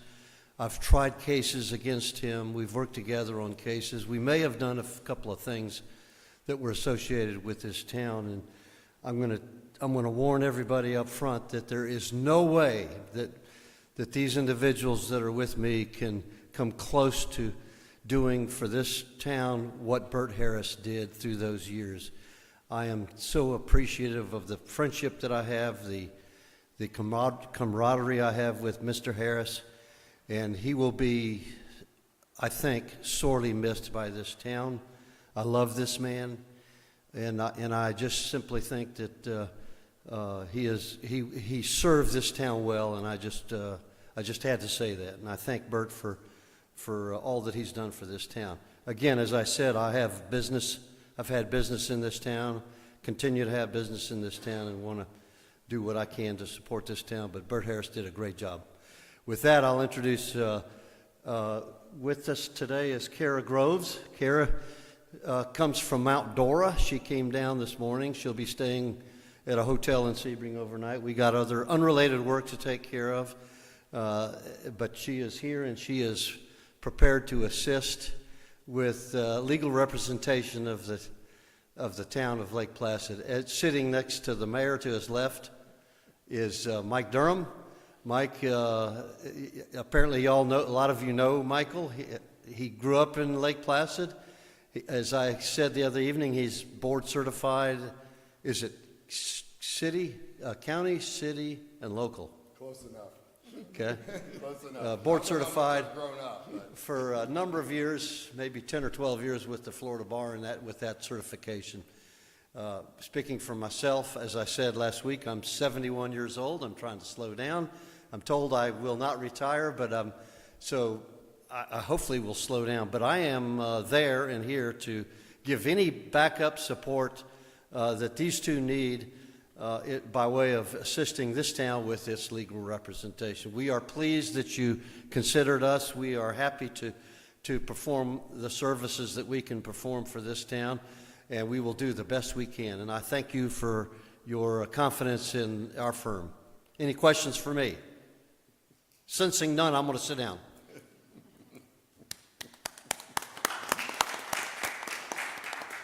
Before we get started, you got anything you'd like to say? I think Cliff said it all, but thank you. And- Oh, yeah. Oh, we have to press the button here. See, that's the first thing I need to do is get the directions here. I don't know how much I've actually grown up. I have to hold it? Don't hold it. Let go? No, you don't need to hold. Okay. Well, now that I got the button issue resolved, thank you, everyone, and I'm looking forward to helping the town council and helping out the town. I'm pretty familiar with the folks in the town, and I think, like Cliff, I think does offer a good support system. And like Cliff, I've known Bert Harris for many of years, and he has really done with the town folk, and I think everybody would agree with that, a great service. So a lot of sweat and equity went into that, and I don't know if we could never fill his shoes, but we'll try to do the best to keep the edges off. Thank you much.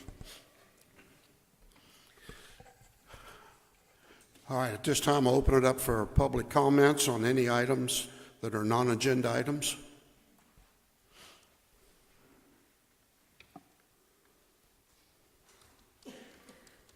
Good evening, Marlene Barger, 760 Sunset Point Drive. I'm a resident of the town, and welcome. Michael, we appreciate having you here, so thank you very much. Mr. Mayor, council members, town administrator, people in the chamber, and people listening from other locations. First, I want to acknowledge that at last week's meeting, I did not express myself as clearly as I intended. My purpose was not to offend, but to affirm the core principle of municipal government, to serve the residents of this jurisdiction. Over the past several months, I have observed residents in this town, and at times even members of the dais, being dismissed or prevented from fully participating in the decision-making process. When the concerns of citizens are sidelined while outside groups or non-residents are given greater influence, public trust is eroded, and the spirit of representative government is compromised. For that reason, I respectfully request that the town administrator and council reaffirm the commitments to the following. 1, prioritize residents' input in policy and spending decisions. 2, disclose outside influence or coordination. 3, refrain from bypassing the town council or town residents in major actions and decisions.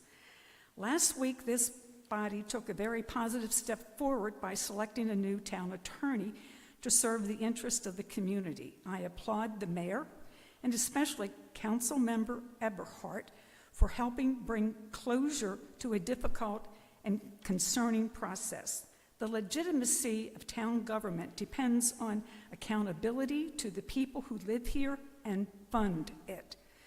With that principle in mind, I ask each of you to commit to good governance so we may move forward in a way that truly serves the town. While the voices of non-residents may be heard and welcomed when it comes to policy and spending decisions, the voices of town residents must take priority. Their concern must come first. I ask that my comments be entered into the record, and I will give the town clerk a copy. Thank you. Okay, thank you.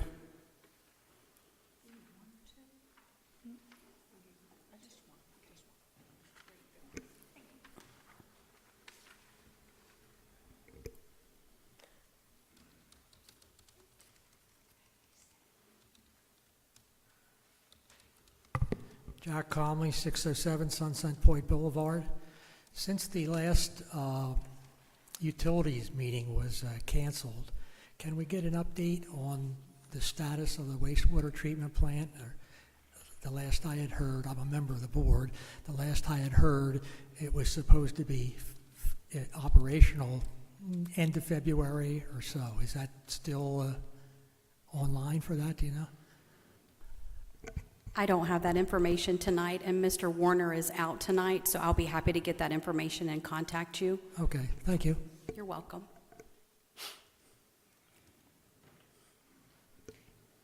Do we know why the utility meeting was canceled? It seems like there's a lot of cancellations of that, that group.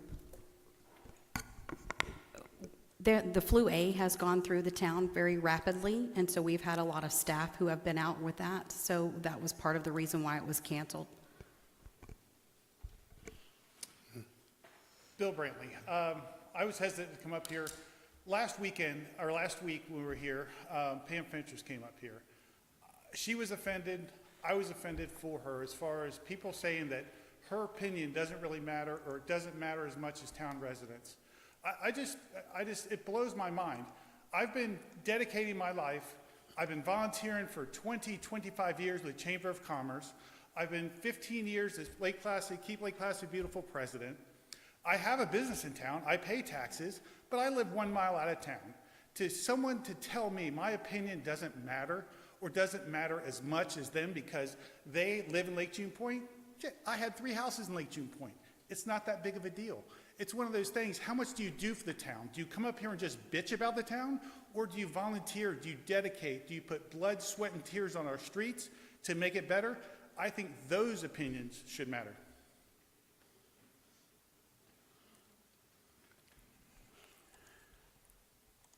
Okay, being no other comments, we'll move to the consent agenda, A and B. I'll make a motion that we approve consent agenda A and B. I'll second. We got a motion and a second. Any other comments from the podium? I just have one small change, and I probably sent it in late to Eva. But if you go to page 4 under the drone grant, it says that council requested future grant MOU contracts be routed through town attorney and mayor for signature when binding. My comment, I think what was discussed is it goes to the town attorney and council for mayor's signature. So the whole discussion was to not bypass council on grants.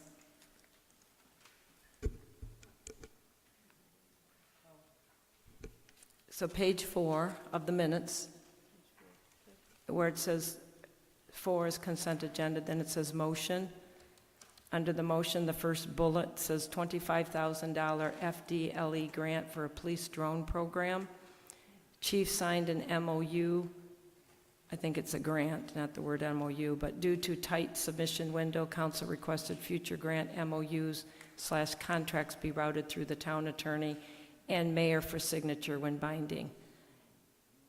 My recommended change, it's the town attorney and council for mayor's signature.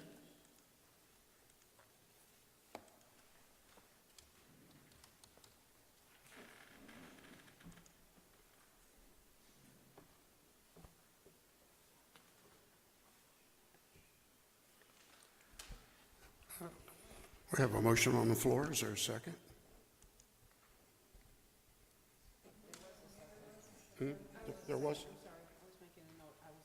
Okay. All right. We have a motion and a second. Any other discussion? Take it to the audience. Seeing none, bring it back. Poll the council. Councilmember Worley? Yes. Councilmember Hayes? Yes. Councilmember Charles? Yes, but I don't know, did that amendment get, did that correction You get? didn't make an you didn't amend your motion. She did not amend her motion. So you don't agree with making the change?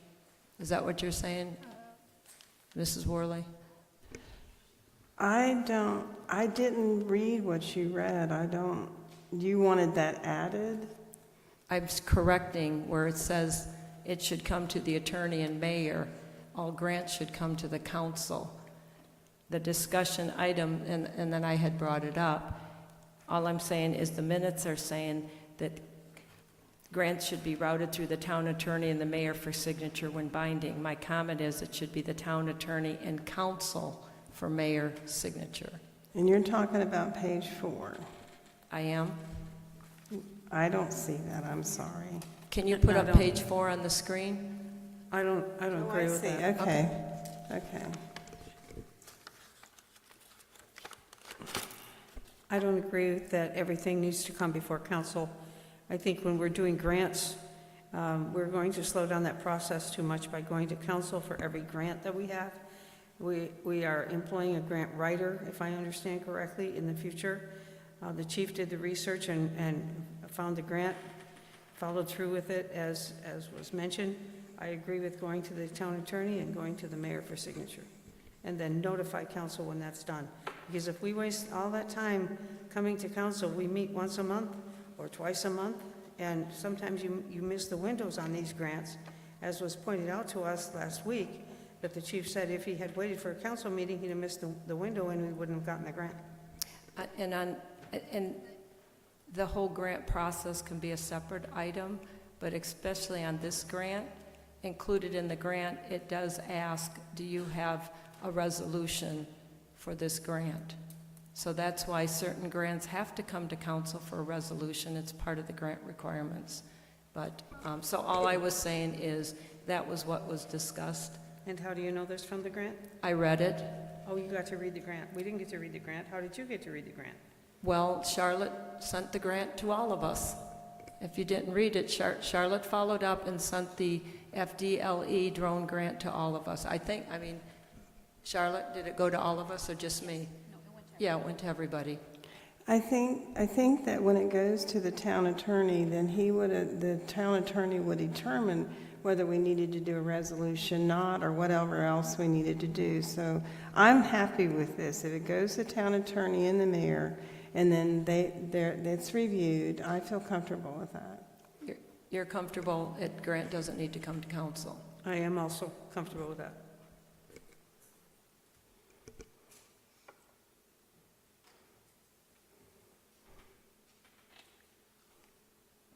So then I'm of no vote on that agenda. Changing your vote to no. Councilmember Eberhardt. I don't recall a discussion with that wording one way or the other, so I'll go yes.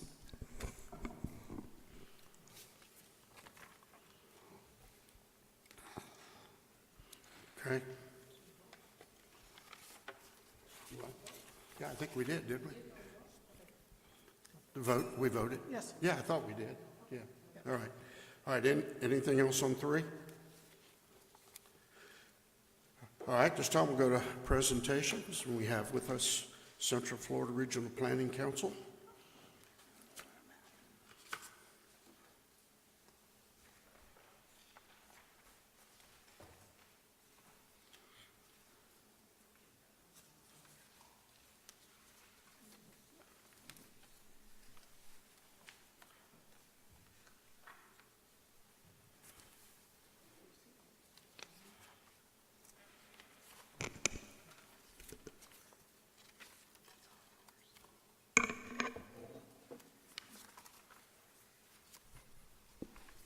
All right, so good evening. For the record, I'm Jennifer Cotto Salisbury with the Central Florida Regional Planning Council. Just wanted to thank you for the opportunity this evening to give you a brief update on the downtown master plan that we've been working on, and also wanted to thank the town council's engagement and the many folks from the public. We've actually had the great opportunity to be working on this while the town is conducting the strategic plan. So it actually works out well. But I wanted to just kind of hit some highlights on the public input that we've received to date, and then the conceptual goals of the plan, and talk about schedule. So again, the goals of the master plan are really to provide that roadmap to the future of what we're looking at as priorities downtown. And a lot of what we've heard from the community is we love our small town character. We know that we're going to grow, but as we do, we want to provide and continue connectivity. We've already built in a lot of connectivity with sidewalks and crosswalks, but really connecting to the larger area of the town and really facilitating a healthy community. But, also really encouraging our current businesses to stay and expand and also promote new businesses through economic development. Just a snapshot of what we've heard. We still have the public survey out for the downtown master plan, but a lot of folks visit downtown for dining and also shopping and then special events. And what we've heard so far is, as we've looked at what are opportunities for downtown, folks have said more businesses, but also more of a mixed use, more housing downtown. And then again, back to that connectivity, walking, biking, sidewalks, and also infrastructure improvements. And then really the importance of the history that we have. And also so much of what defines downtown, I remember many years ago when I came here, is the landscaping, the shade, the wayfinding, that aesthetic. So again, just kind of reiterating a little bit deeper of a dive, folks would also in the general community like to see more options for retail and grocery shopping, for example, restaurants and dining, coffee shops, youth and family services, offices, and then continuing to grow arts and creative businesses and entertainment venues as well. And all of this will be an appendix to the master plan, so you can always go back and refer to that moment in time with what folks provided. Also comments as far as we talk about housing for the future and looking at that geography, opportunities for mixed-use buildings with residential and retail or offices. And then also as we look at the downtown and the greater area, that continued connectivity, that walkability. So as we look at the objectives of the plan, certainly reflecting what we've heard from the community, which includes events, infrastructure, services, and I think one of the big items, I know you all are the Caladium capital of the world, and that brings the world literally to Lake Placid, especially during the summer, but that balance of tourism and everyday local life. So as we look ahead, the plan also will include an implementation plan of short-term, mid-term, and long-term opportunities and improvements. And we have had the great fortune to be a part of the strategic planning process, and through that we've displayed a conceptual map of the downtown. As you all may remember, our first workshop, we had breakout groups, and folks, everybody had a little bit of a different area that they defined as downtown. But I'm going to go to the next slide because I know this is probably a little hard to read. But what we're looking at, and you'll see this continually through the remaining strategic planning workshops, but to the north, the most consistent area being defined as the northern limits at this time for downtown is just north of Lakeview Street. Up there on the map, you can see that right there. And then as we go to the west, really following Lake Richard Drive, and then keep going to capture Devane Park. And then as we head south, we actually took Main Street south to West Phoenix. And the reason is we have a mix of uses there. We do have single-family residential, but we also have non-residential as well. And then really kind of capping that off on US 27. And if you remember from the first workshop we had, we talked about gateways. Where do we welcome folks to downtown and also guide them to downtown? So we have a map series for that as well.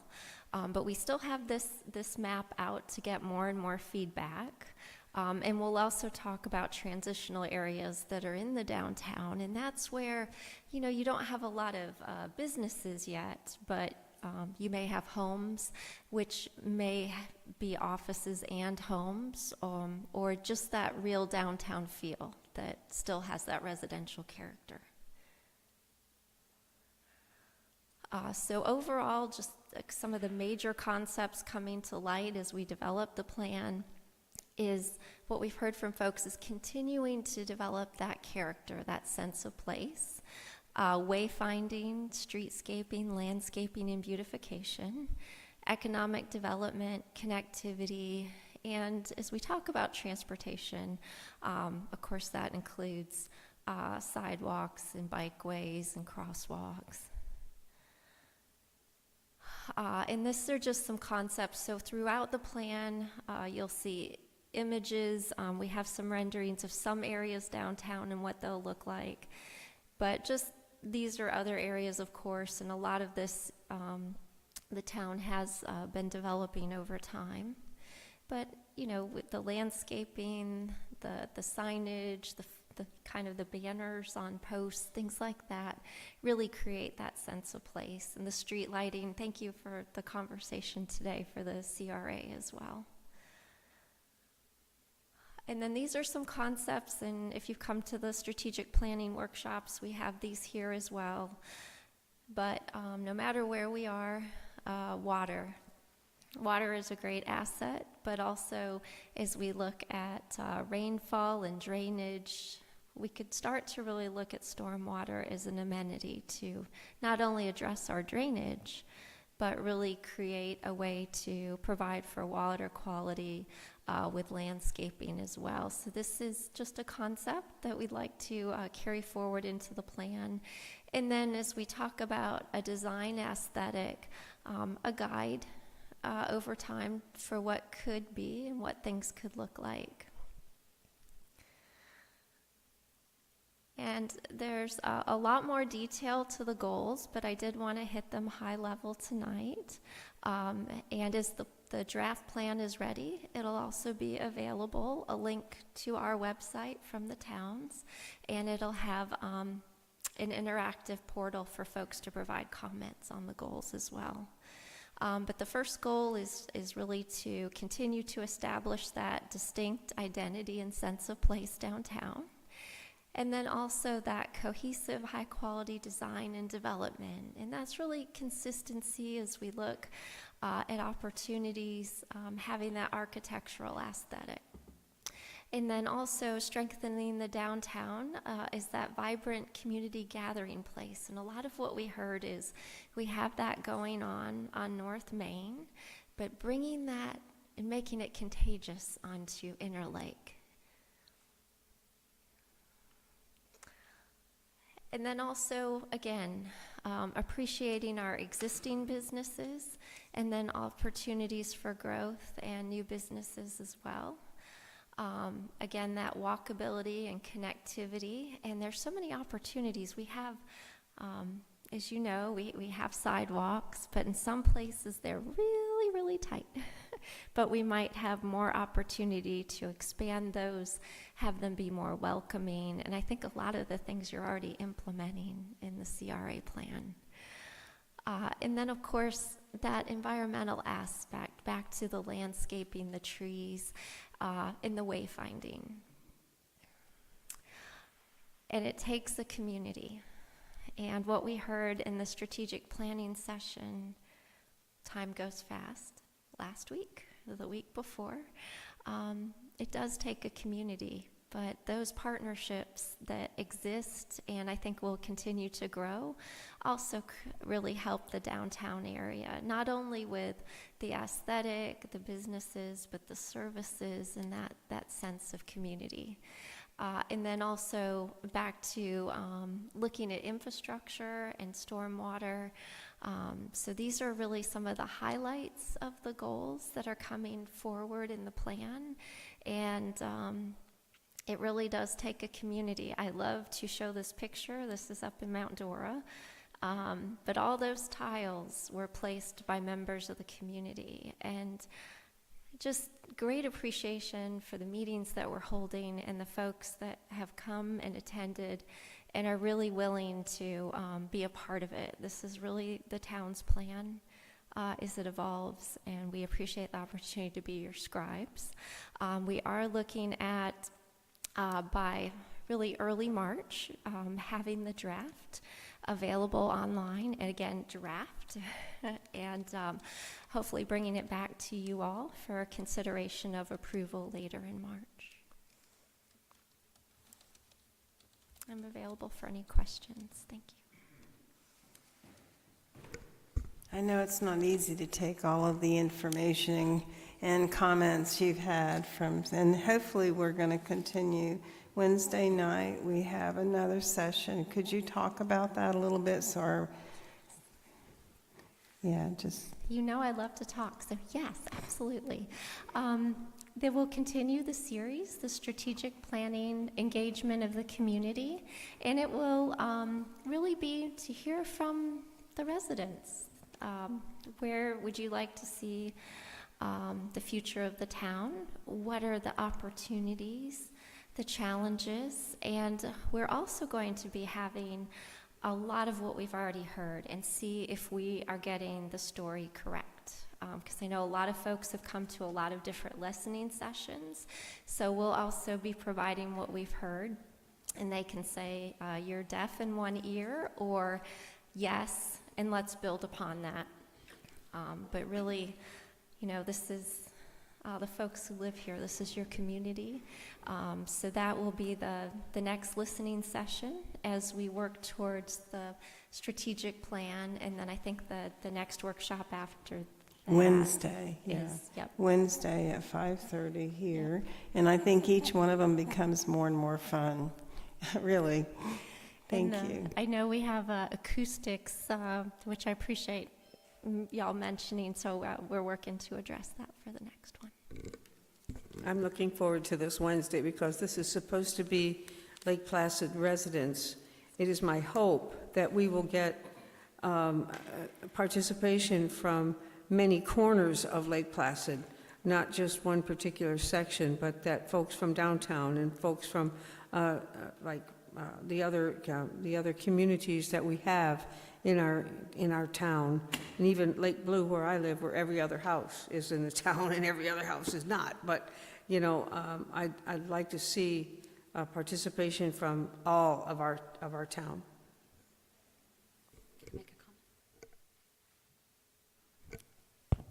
Can I make a comment? I just wanted to point out that the county went through their comprehensive plan, and they did an online survey, and they had 384 responses. Right now, with the town of Lake Placid's participation, to Ms. Barger's comment, we've had an insurmountable amount of support.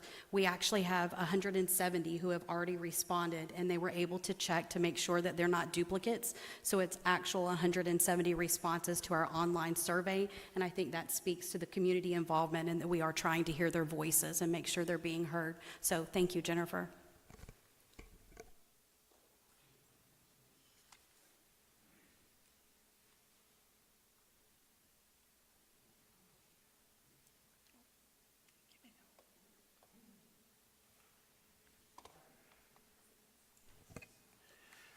All right. No public hearings tonight, so we'll move on to number 6, action agenda A, banking services, sewer to septic loan.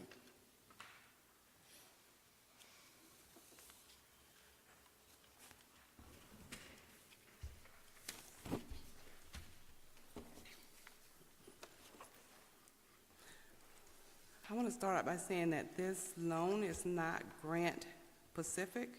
It's not associated to any grant, but it is a loan that is helping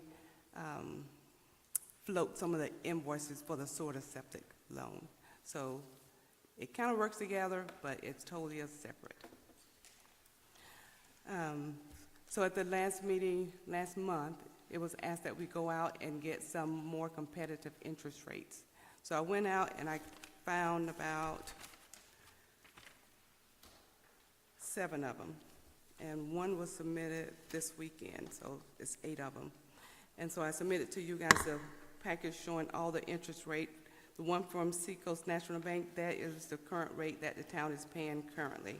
And if the loan was being renewed, then they'll be paying the same interest rate, which is 6.75. Gulf Atlantic Bank, I reached out to them, 7.65. First Federal Bank, They wanted more information, but at this stage, I didn't want them to go into too much work as far as trying to submit an interest rate and then the town don't choose them. Then it's almost like they went through the work for nothing. Mid-Florida, they said that they do not offer loans to municipalities. Reached out to Cruz Bank. That was the best interest rate out of all of them. Farm Credit of Florida, which that one is actually CoBank, and that is 6.10%. And they have a 20-year fixed interest rate. I'm not sure why is it 20 years? And South State Bank, they have an interest rate of, they gave me a range, nothing specific, but a range of mid 5%. So, but the recommendation is to go with Cruz Bank with the lowest interest rate. What is the running balance? Is it always 4 million, or does sometimes it dip down? So, right, so the whole 4 million is already drawn down. So it's kind of, the town is sitting on the 4 million, only paying the interest on the 4 million. So, yes. Well, we're paying interest on 4 million, but the actual amount owed could be 3.5, 3.6? Well, it's the 4 million plus the interest. So at this point in time, we done paid,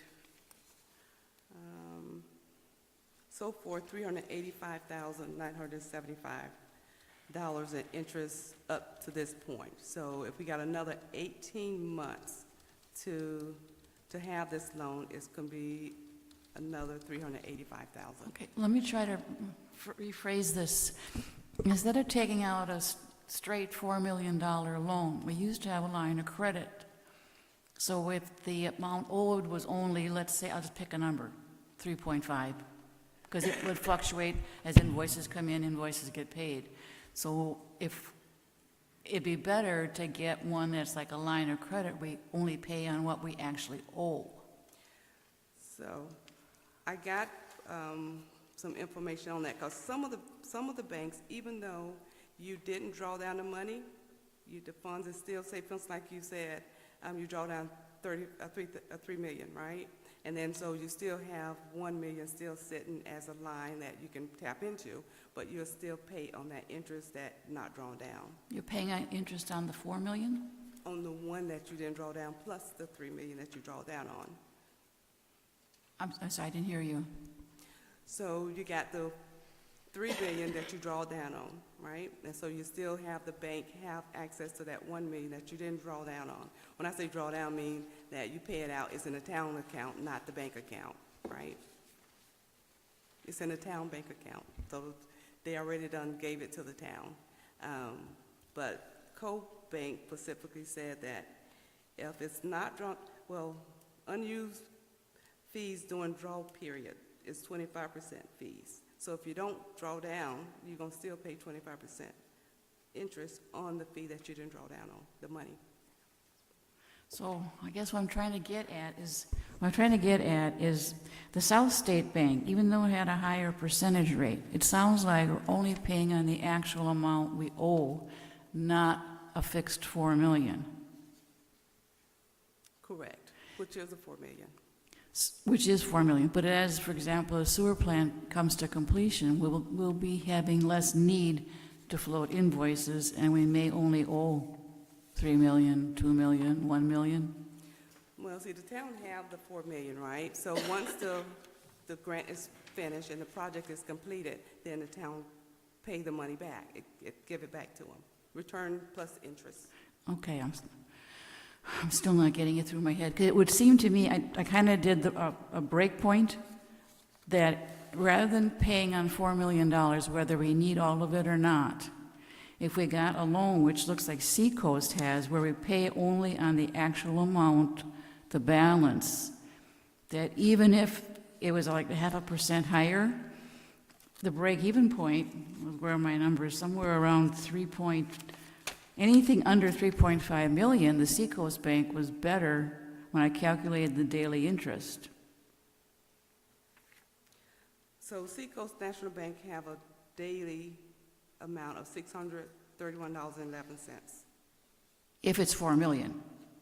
Correct, which it is 4 million, right? But will there be times when we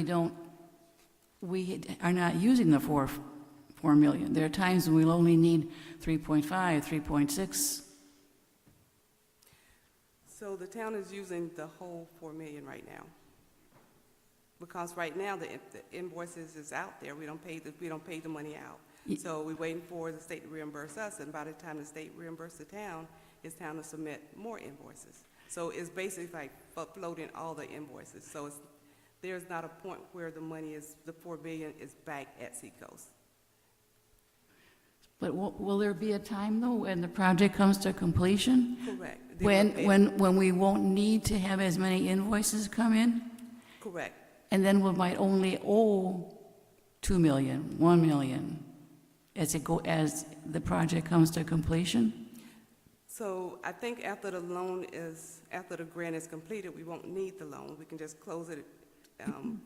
Yeah, but in the interim, there's going to be an interim where we owe less and less because there are fewer and fewer invoices coming in.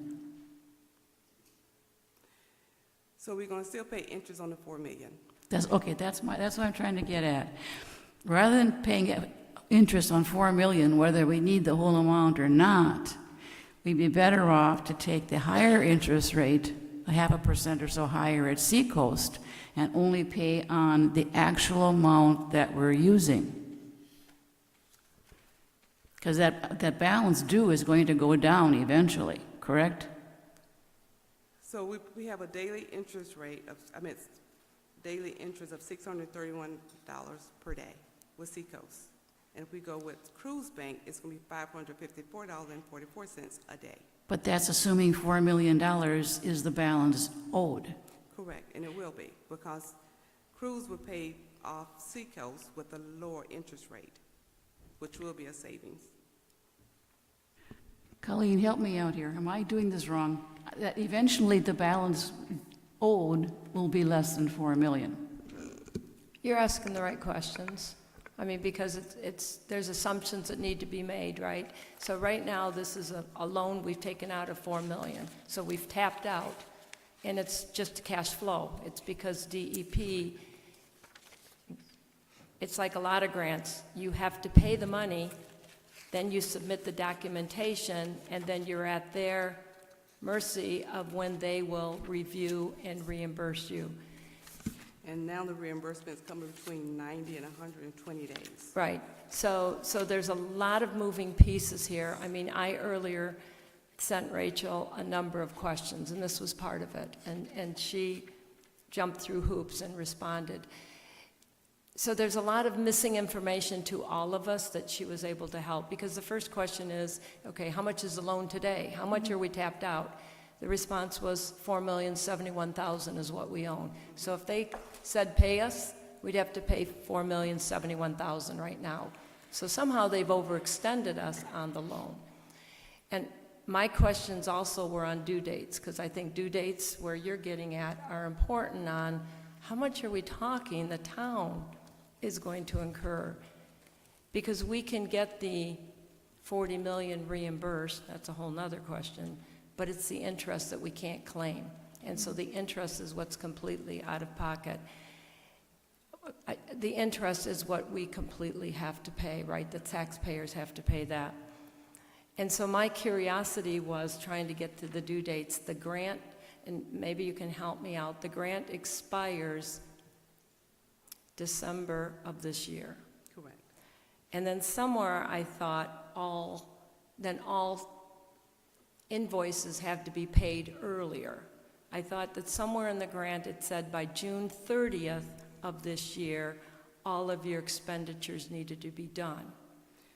So there's dates I think that are going to be important, because where you're going, Councilwoman Eberhardt, is, okay, I would imagine we're going to see 4 million more reimbursements coming in at a certain point, and I don't know what that date is, that you would see it trickle down.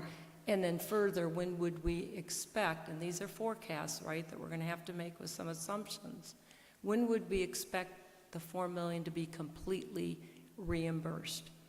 The challenge here is the interest isn't going to be reimbursed. So hopefully we've budgeted for the interest, because we heard at last meeting it was $750,000 we've paid in interest. I think a lot of us are calculating between now and the end of the year, but I don't know if it's the end of the year or, because this is an 18-month loan. So now is it a 12-month, is it 18 months? So my head's kind of confused too with, you know, a lot of key figures, so then you could accurately determine what is the cost for each of these. One of them's $2,500 origination fee, so one has fees associated with it, so you can't just look at the interest rate. So I found my numbers that, for example, if South State charges by the actual balance, and even though they're higher, if the actual balance got less than 3.6 million, then it's $543 a day, which matches the other bank. So the break point is if we ever get below $3.6 million, we're better to go off with the bank at the higher, 0.5% or so higher rate, and eventually the daily interest will go down and down and down. Well, when I seen the schedule that was provided to me, it was the same amount every day for the interest rate. It did not go down. It was the same amount. For South State? For South State. There's something in schedule. Okay.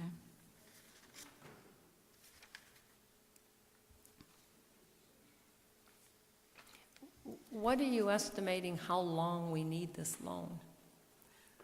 To about December December of this year? of this year. But it was put out there for option of 18 months. That just to be on the safe side, just in case there's an invoices or something on the end of the year. Now, for the date, as far as making sure we can get reimbursed for it, it has to be submitted by September, because that's going to put us in the window of getting too close to December until the state may not pay within that 120 days. Right, So okay. that's the mark, that September date. And that's where this whole thing gets to be a little tricky, and dates are important, because if we don't have everything, so September is what's the critical about September date? So the reimbursement coming back from the state is like 120 days. So we'll make sure you get enough time in so that the pay request is submitted timely so you can get it back before December 31st, 26. It's Before we very meet the- complicated, and this is the problem. People are supposed to do things and they don't. So on grants, grant funding is what it is. And as we've seen in the past, the grants don't flow all the time real smoothly. Just because you submit doesn't mean you get reimbursed right away. It can be delays, and that's why, to be on the safe side, it's 18 months instead of 12. And each grant is different. So say, for instance, like on this one, advanced pay, where they say you can get advanced pay from the state, it doesn't really mean the same thing with another grant. Because on this one, they say advanced pay, but then you have to give them a clear check where it done cleared the bank. So to me, that's not truly an advanced pay, that's a reimbursement. But then we have other grants, like a RIF, then you submit, this is how much I need for these 2 invoices, and they give you the money before you pay it. So to me, that's advanced pay. So they kind of differ, it depends on which grant that you're dealing with. Right, I understand that, but on this one is closeout has to be by the end of the year. I'm talking the grant, because once I think we understand the grant, then it's which of the financing institutions can help us to bridge the gap with the cash flow, because this is just a cash flow grant. That's it, correct. That's all it is. And so, and then of course the terms of the grant, the terms of the loan are going to be important based on, we've got 9 months to go to the end of the year. Okay, so 12/31, everything needs to be submitted to the state by September 30th? By September 30th. Under today's environment where you say they take about 90 days to reimburse? Or is that in the grant? The grant says everything needs to be submitted by September 30th to them. Right, we need to make sure we have all the money, all the invoices, reimbursement submitted by September 30th. That way it give them enough time to have a turnaround. Because I done did a request for funds 2 months ago. I'm still waiting on the reimbursement. So that's why September is pretty much kind of like you're getting cutting close. So that's, I mean, there's a risk of not even getting reimbursed, let alone the interest we have to pay.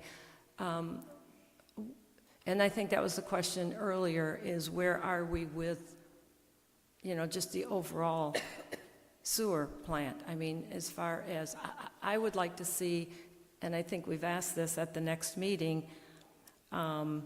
basically a comprehensive overview of the $40 million grant, which should include the status of the plant, how much remaining do we have, how much have we spent to date, how much do we anticipate to spend? I mean, are we going to be under 40 million? I think the plant was 34 million, 35. So it's like all of the comprehensive spending and any change orders that we've had, the reimbursement of the timing, and then are there any risks to the grant schedule? Because this is a big concern, right? Of are we going to get reimbursed or not? And there's critical dates that we have to hit. As of now, we're meeting all the deadlines. So there are some status reports that I know that the utility director has that we can share. And it kind of give you a status update, what percentage they've done with different parts of it. I think I've seen Brendan here. So, but yeah, we can share some status reports on it. And maybe, Rachel, you could speak to, because in the grant is an Exhibit E, which talks about getting advance payments. And if you're a small town, ready, low income, we should qualify. And I asked Rachel if we pursued that, because I was shocked to hear the time that they're taking. So we pay the invoice. By the time Rachel gets all the paperwork to submit, they're running, 90 days and even more to reimburse us.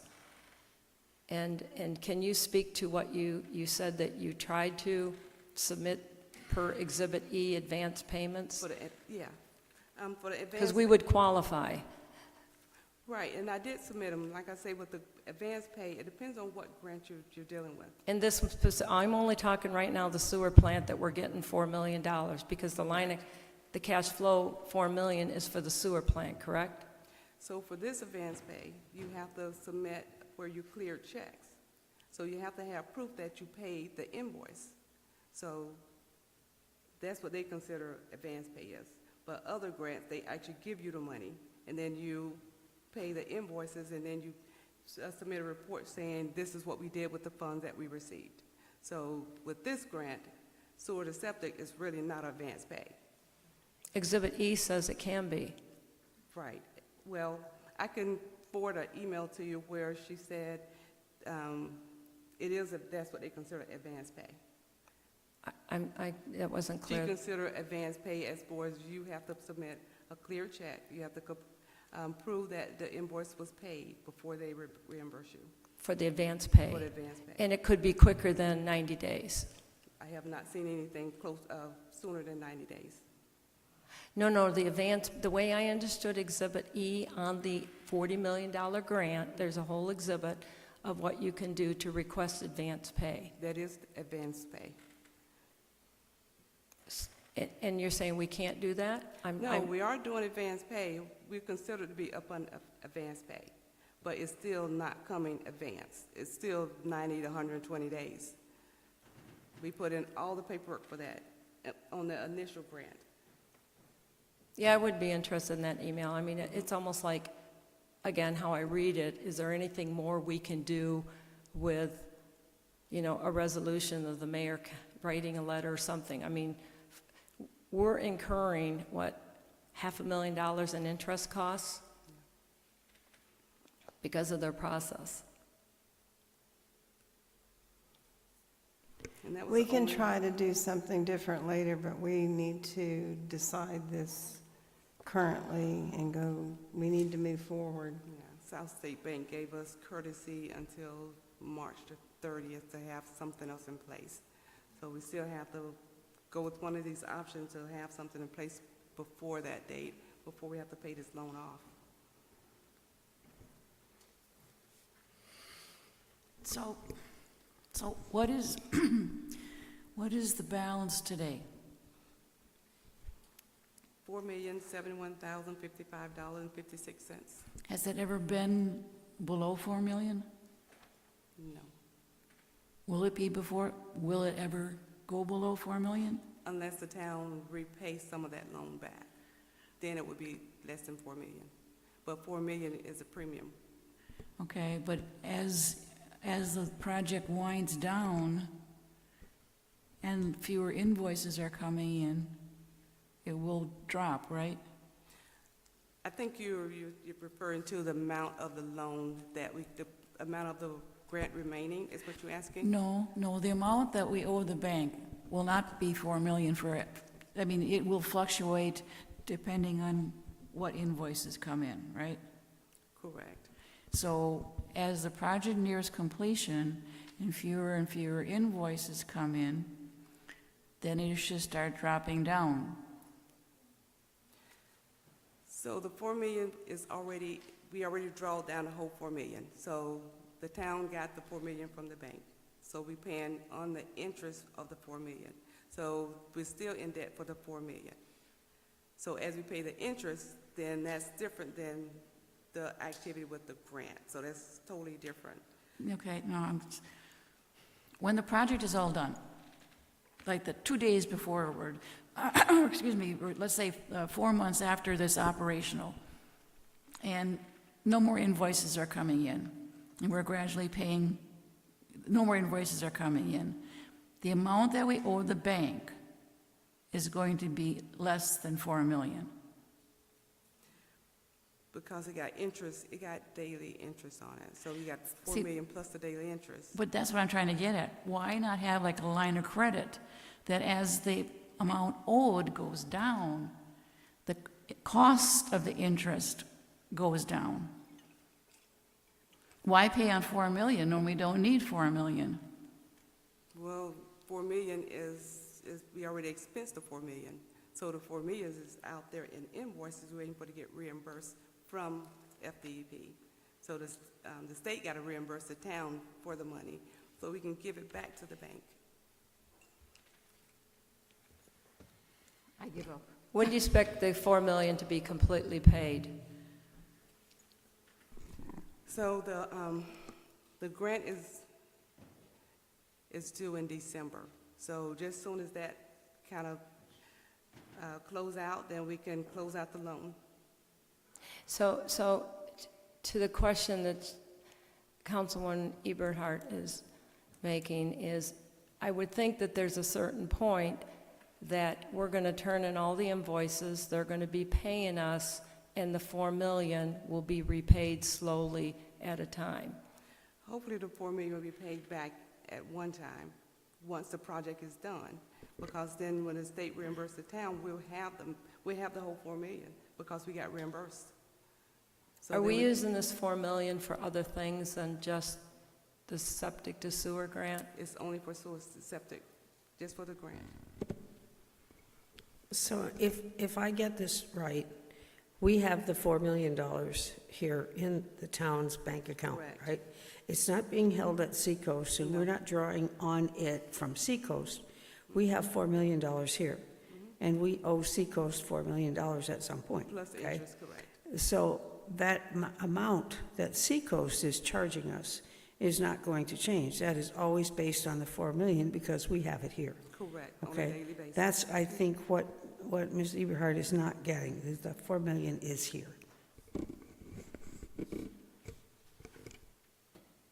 So is there a risk that you can't pay the invoices coming in? Meaning, and again, if the plant is going to be completed, at one point it was the beginning of February, then the end of February, I'm trying to understand when that date might be. Is it fair to say by the end of March, this plant will be completed? Something close to that. Let's just make that assumption right now. I would imagine shortly after March, come April, we're going to get some sizable invoices coming in. Correct. Sizable. And do we even have cash in the bank to pay those vendors? And my head's thinking of the $35 million to build the plant, right? We've had other small amounts that we've paid over the last 4 years, but at one point we got a $35 million bill that's going to come in, and maybe it's been coming in chunks, but I would imagine, which is typically on large projects, once the project's complete, people are signing off, we've got some large payments that got to go out the door. Do we even have enough money to make those payments? Forget the $4 million because it's tapped out. So by the time the state reimburses for the last request, there is funds to do it, to make the payment to the vendors. Because the payments right now are being made out of the sewer enterprise fund, right? And the last time we looked, it was about $600,000 reserve balance. Well, no, it's a grant. We have an account for just grant projects, so it's out of the grant project fund.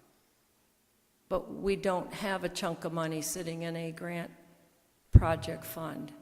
That's where I get it, we're booking it, but we have to make the cash flow out of a different account. You've already got $4 million, and that's why I think it would be important for us to even get a comprehensive update on the sewer project. How much have we spent so far? How much do we anticipate, and the timing of that?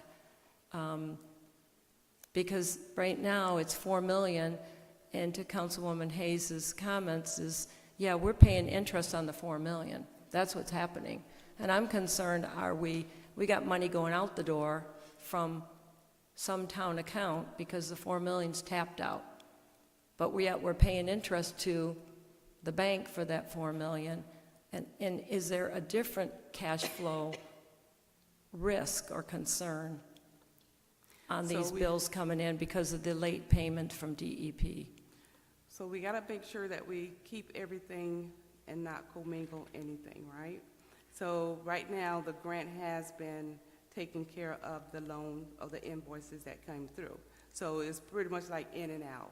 So we get the grant funds in, by the time we get those in, it's out again. So then we get reimbursed and it's out again. So they've been kind of working where they kind of passing around the same time. So, but it's always that we're still sitting on that $4 million.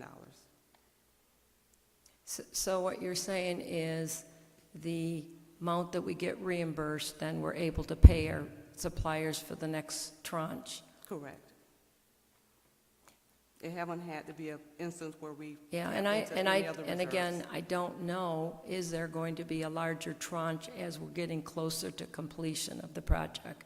That's where, I don't know if anybody's forecasting, are there any sizable bills that are still out there? I mean, if we've already paid $35 million, yeah, then we're on the downhill slide.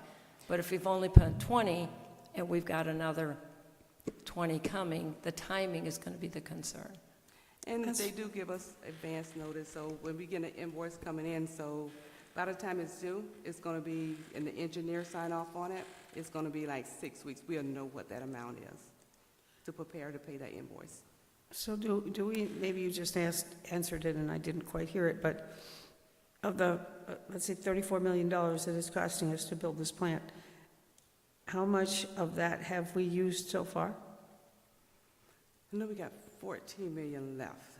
Okay, so we've used about $20 million. Okay, thank you.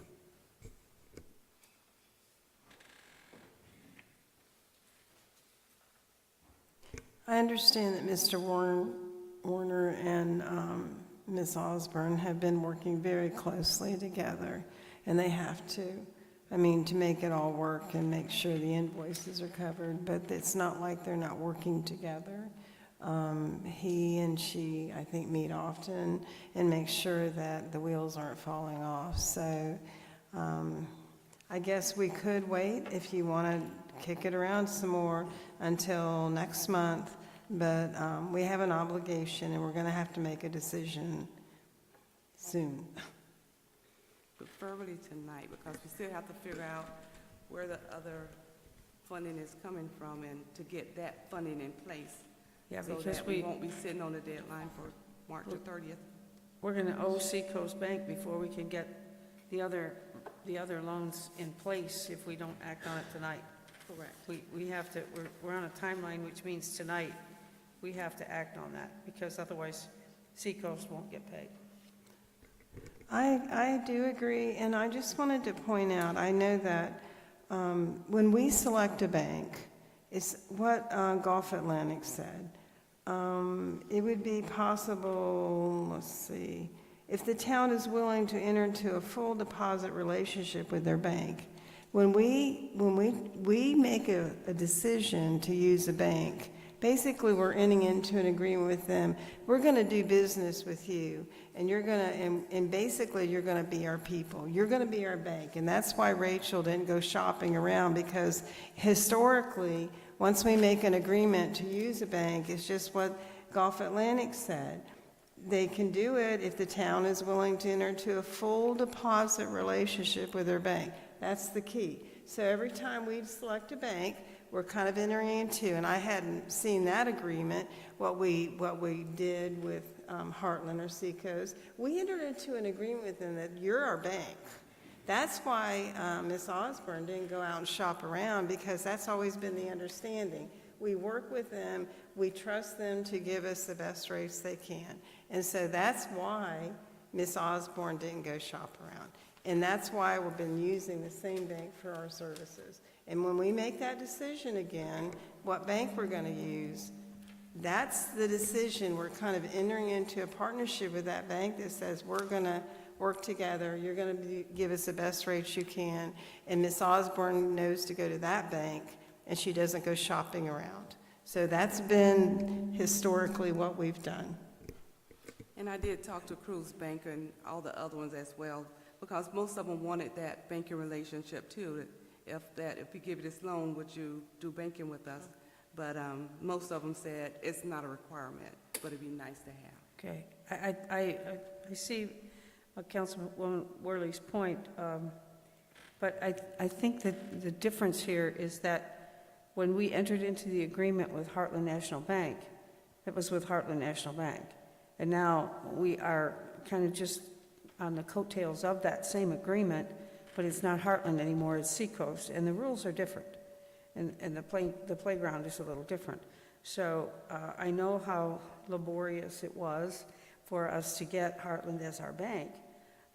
And so now we're thinking, well, if we go to a different bank for this loan, then maybe at the end of this we want to change all of our money back over to that.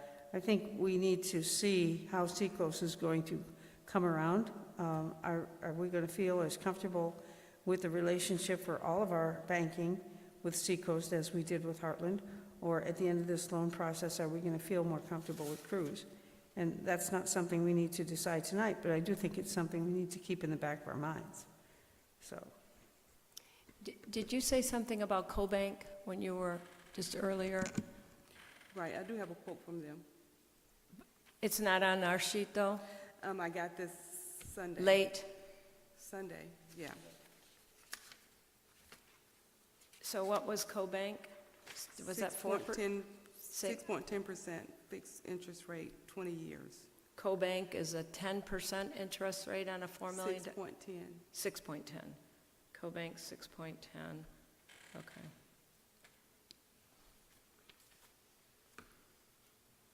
And all of them do have fees and closing costs on them, but CoBank does not. But if you don't draw down the funds, then you get the 25% fee on that. So that was the only difference on that one versus the other one, because CoBank is a co-op. Okay. Yeah, I know sometimes there's bank fees that can be waived and negotiated and things like that. To what degree, I don't know. But, and then specifically, there's some inconsistencies, I think, in the resolution that are going to need to be corrected, because the resolution, it does, it doesn't state the loan amount, but the references is $5 million loan in the backup information, while the motion references $4 million. And the resolution also doesn't state the interest rate, the term, the fees, or the assignment that DEP reimbursements are collateral. I think that's what I'm understanding, right? For this loan, you're putting our DEP reimbursements as the collateral, although it's 16 million that you're collateralizing to get a $4 million loan. What's kind of the background? Why wouldn't we just collateralize something less? So the resolution here, Heartland National Bank required a resolution, but the other banks, they don't really require it. But this is just one of the things I put in there from following up on the last loan. Oh, I think it's a good practice. I think we should have a resolution, but it also should lay out the terms. And this appears to be an email from Cruise Bank, and it says loan amount of $5 million. They wanted us to go to $5 million. I think that was just an option up yeah, to. I think we need to keep our option at $4 million, not 5.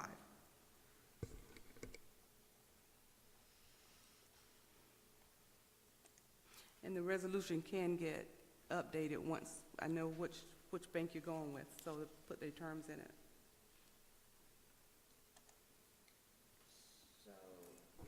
So we need dates in the resolution? What is that you said? Dates and amounts. Should be and the terms. interest, right? It should be, how much are we? Interest rate. How much are we approving? Because to get the point, that's what I saw too. The attachment was $5 million with Cruise. It's the $4 million. He was just giving us the options.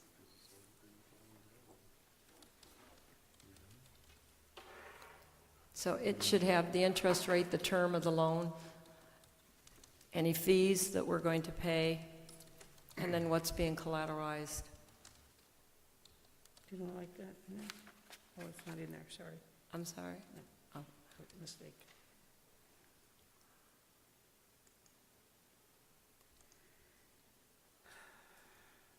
So is it possible that we could, excuse me, 1 second. Is it possible that we could go ahead with a recommended motion and put in that motion that,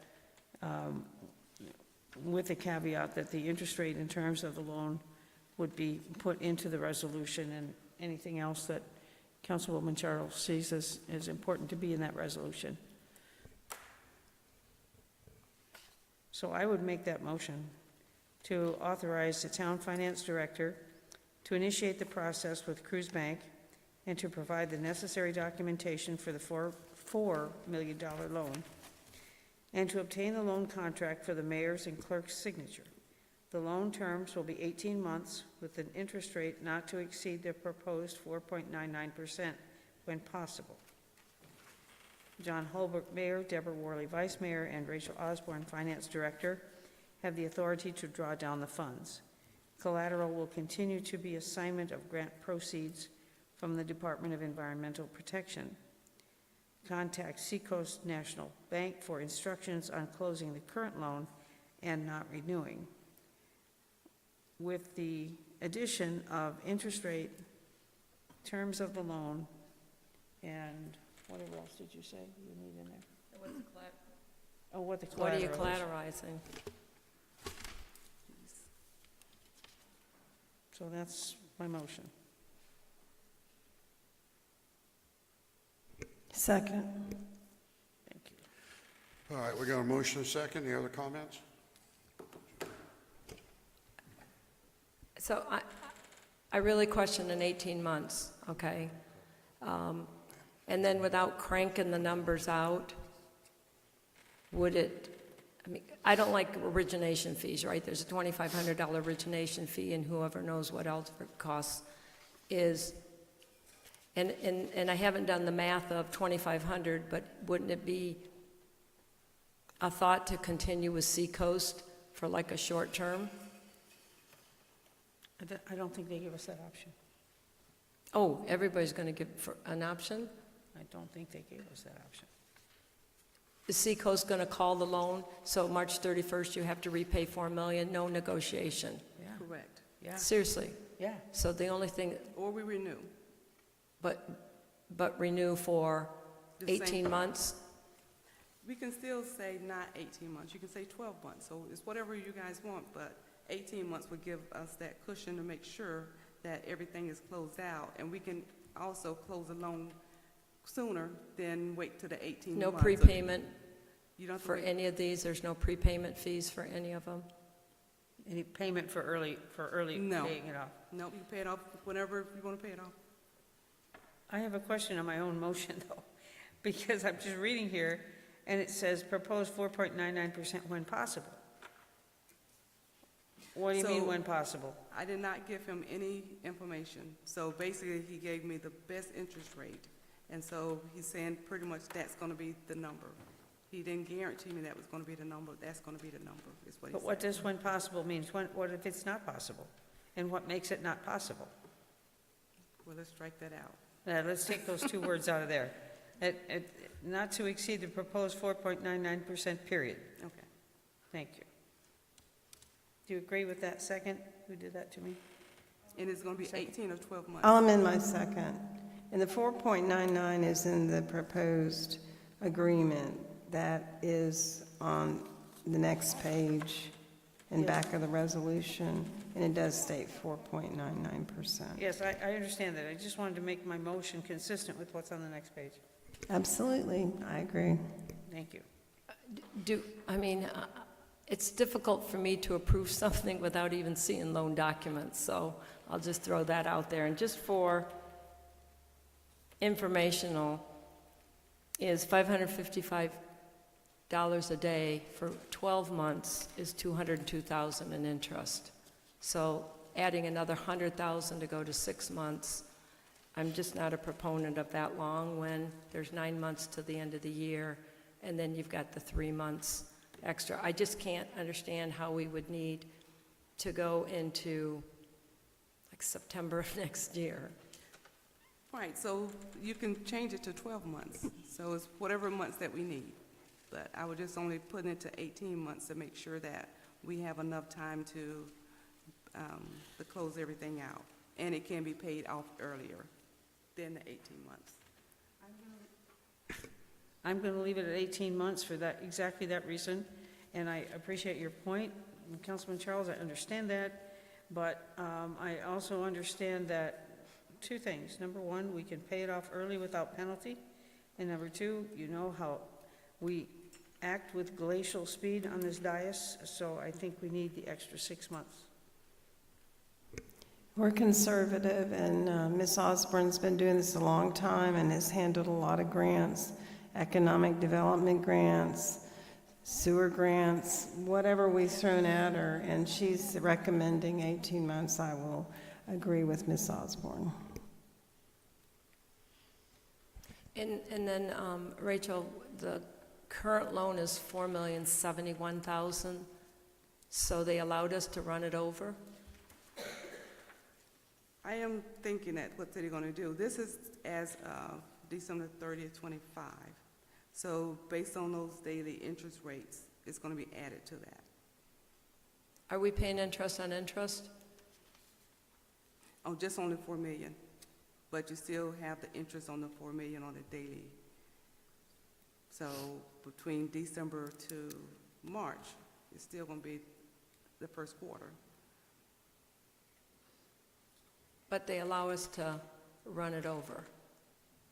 I was surprised to hear that the balance of the $4 million loan is $4,071,000. This is going to be a little higher once we close the loan with the interest, because we still got the daily interest occurred from January 1st to whenever we pay this off. And then to our new attorney, are you comfortable with supporting that we move forward? Let me get the button correct here. Just a couple of questions, really. I'm looking at a draft resolution. I don't know the process, so forgive me. On page 13, that's just a draft resolution, and would that be something the mayor would sign, or you basically take the motion and then redraft this, and then we have an opportunity to review it again, council does? Or how does Correct, that work? because we still have until the next council meeting in order to do this. But Okay. we'll be at the point where we already established a relationship with Cruz, so that it won't be a bind to not have a loan to move into. Okay. So it will come back. one question was in item 3, draft 3 of the resolution. It talks about the following can authorize advance on the line of credit, but essentially it's been drawn down. Correct. So you don't even need paragraph 3. Okay. Right, just a question or an observation.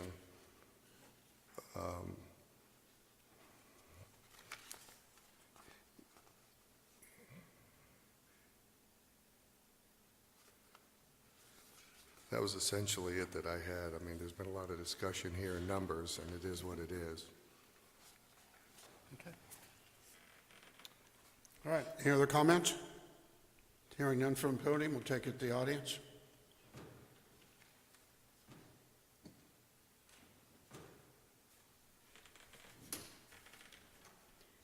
Lisa Sherman, 400 Lake Mirror Drive, spouse of the former attorney for the town of Lake Placid. There is a lot of confusion with this loan and this line of credit.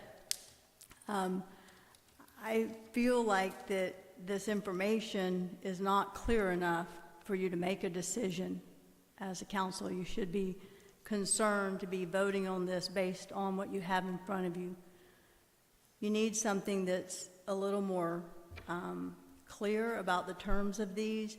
It doesn't make sense that you have drawn $4 million and that you're going to continually pay interest on $4 million. To Councilwoman Eberhardt's point, as money comes in, you shouldn't need all of that continually month after month because this is going to get paid down. So this should be a line of credit. It should be able to be paid and then drawn back as you need it. You should not be paying interest on $4 million every day. At some point, even if it's taken all the money that she gets reimbursed from the grant to pay her new invoices, at some point the invoices will stop coming in, but there will still be money paying from the grant. So it should start paying down. It's not going to pay all at once, and then the interest will be on a lower balance, is the point Councilwoman Eberhardt has tried to make it a couple of other meetings, and then at this meeting, and it's a very valid point. Everybody needs to kind of grab onto it and say, okay, we need to look and see what that's going to be. If this plan is supposed to be finished in March, there is absolutely no reason this thing's going to go past December to get paid. She said it takes 90 to 120 days to get reimbursement. That should not be a problem. I mean, the other thing with Cruz Bank, it says the $2,500 loan origination plus customary documentation preparation costs and attorney's fees. We don't know what those are. Every bank kind of has their own customary, and who knows what the attorney's fees are. We know how much they charge. So I think you're not comparing apples and apples here. You need somebody to do a spreadsheet. Maybe Rachel needs some assistance. I'm not saying she's not doing a great job, but this is clearly not going to be her field of expertise to deal with all these loans. I mean, she does a lot of stuff in the finances for the town. The loans are just going to be some minor portion of it. I suggest you get someone to assist with this that is more of an expert that can come back to this council and give them some very clear, concise comparisons and contrast for your various options. Thank you. This is not a line of credit. This is a loan. Initially, it was a line of credit with Heartland National Bank, but it's not a line of credit. It's a loan. That's my point. Why don't we go for a line of credit? Right. And Well, if pay you're- only on what is Yeah, the if balance. you're getting something new, make it be a line of credit so that you can reduce your interest.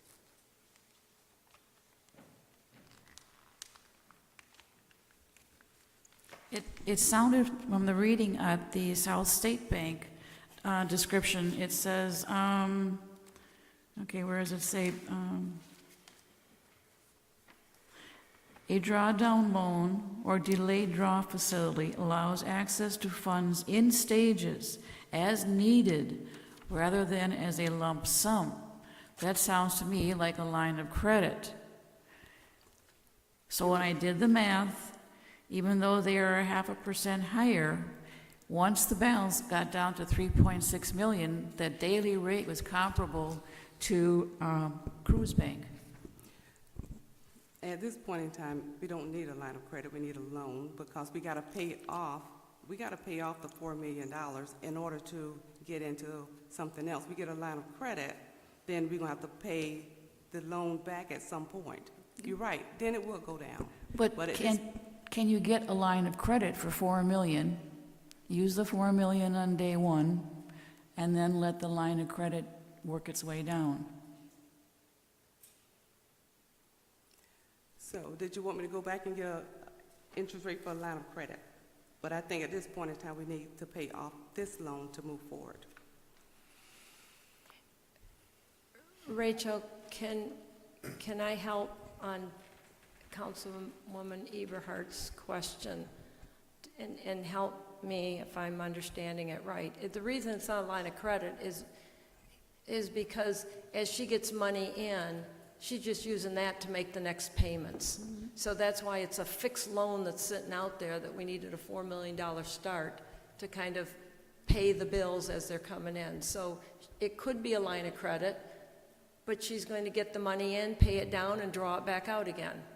Is that true, Rachel, how I'm thinking? So in a sense, sure, we can do a line of credit, but we're just chasing ourselves because we haven't paid off the remaining $14 million bills that are going to be coming in. And to Mrs. Sherman, who eloquently summarized where my frustration was, is we've got these different, if you will, bids from these different banks, but they're not apples to apples. I mean, I struggle looking at them because I didn't know what is our projected cash flow remaining of the sewer plant. And Councilwoman Hayes got it's 14 million, and that's why I really feel that next meeting, we need to agree to have a comprehensive review of the overall sewer plant and the grant so that maybe we can do a better projection. I mean, I don't even know what our cash flow projection is. And again, common sense, if the plant's going to be done March, it sounds realistically by the end of May, we're going to have all those invoices in to pay out for reimbursement. I'm not certain we got balances in the bank to pay $14 million remaining. That's the question I was asking. Do we even have the current cash flow to make the payments of the remaining $14 million?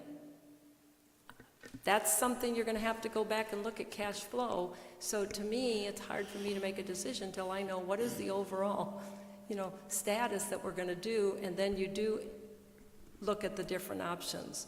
Because you're right, it was attorney fees, bank fees, we don't even know what those are.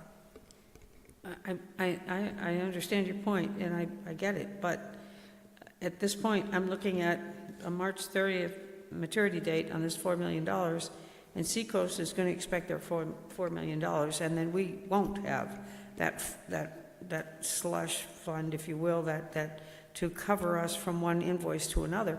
We have been getting reimbursed, so I have no reason to believe we wouldn't continue to get reimbursed. And when we put an invoice in, we will, get reimbursed for it. But, and I know you want to look at it, and I know you want to look at all the documents, that's what you do, and you're very good at it. But we're on a timeline here.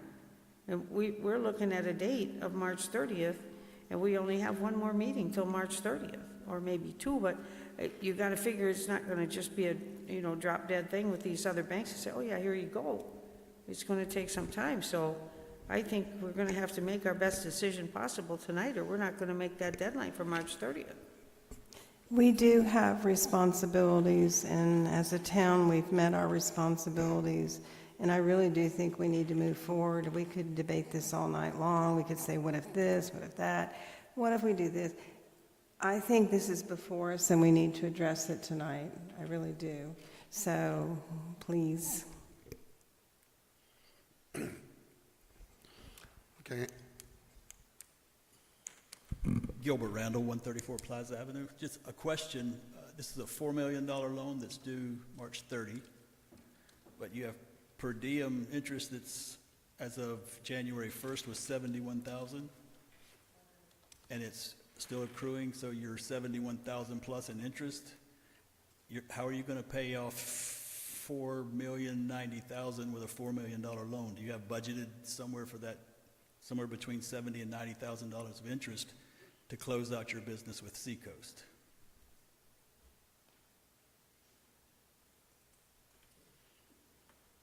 And that's why we need to move forward the loan tonight.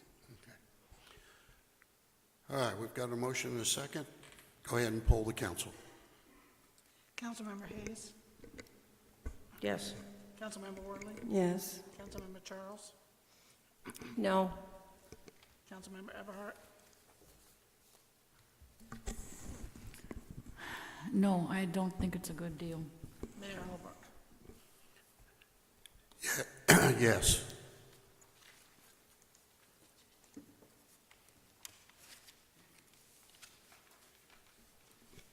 And a resolution will be brought back with the terms and the interest rate and all that stuff included in it.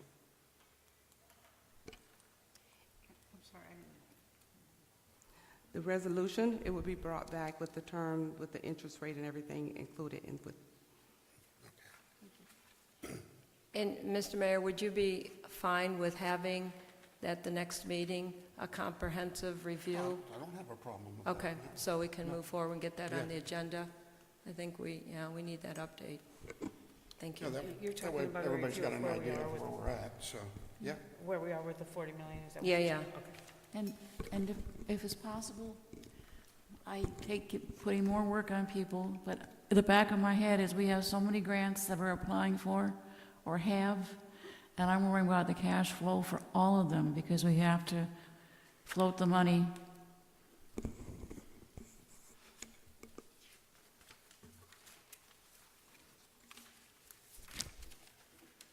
Okay, where we at? Yeah, we're on 6B, SRF grant.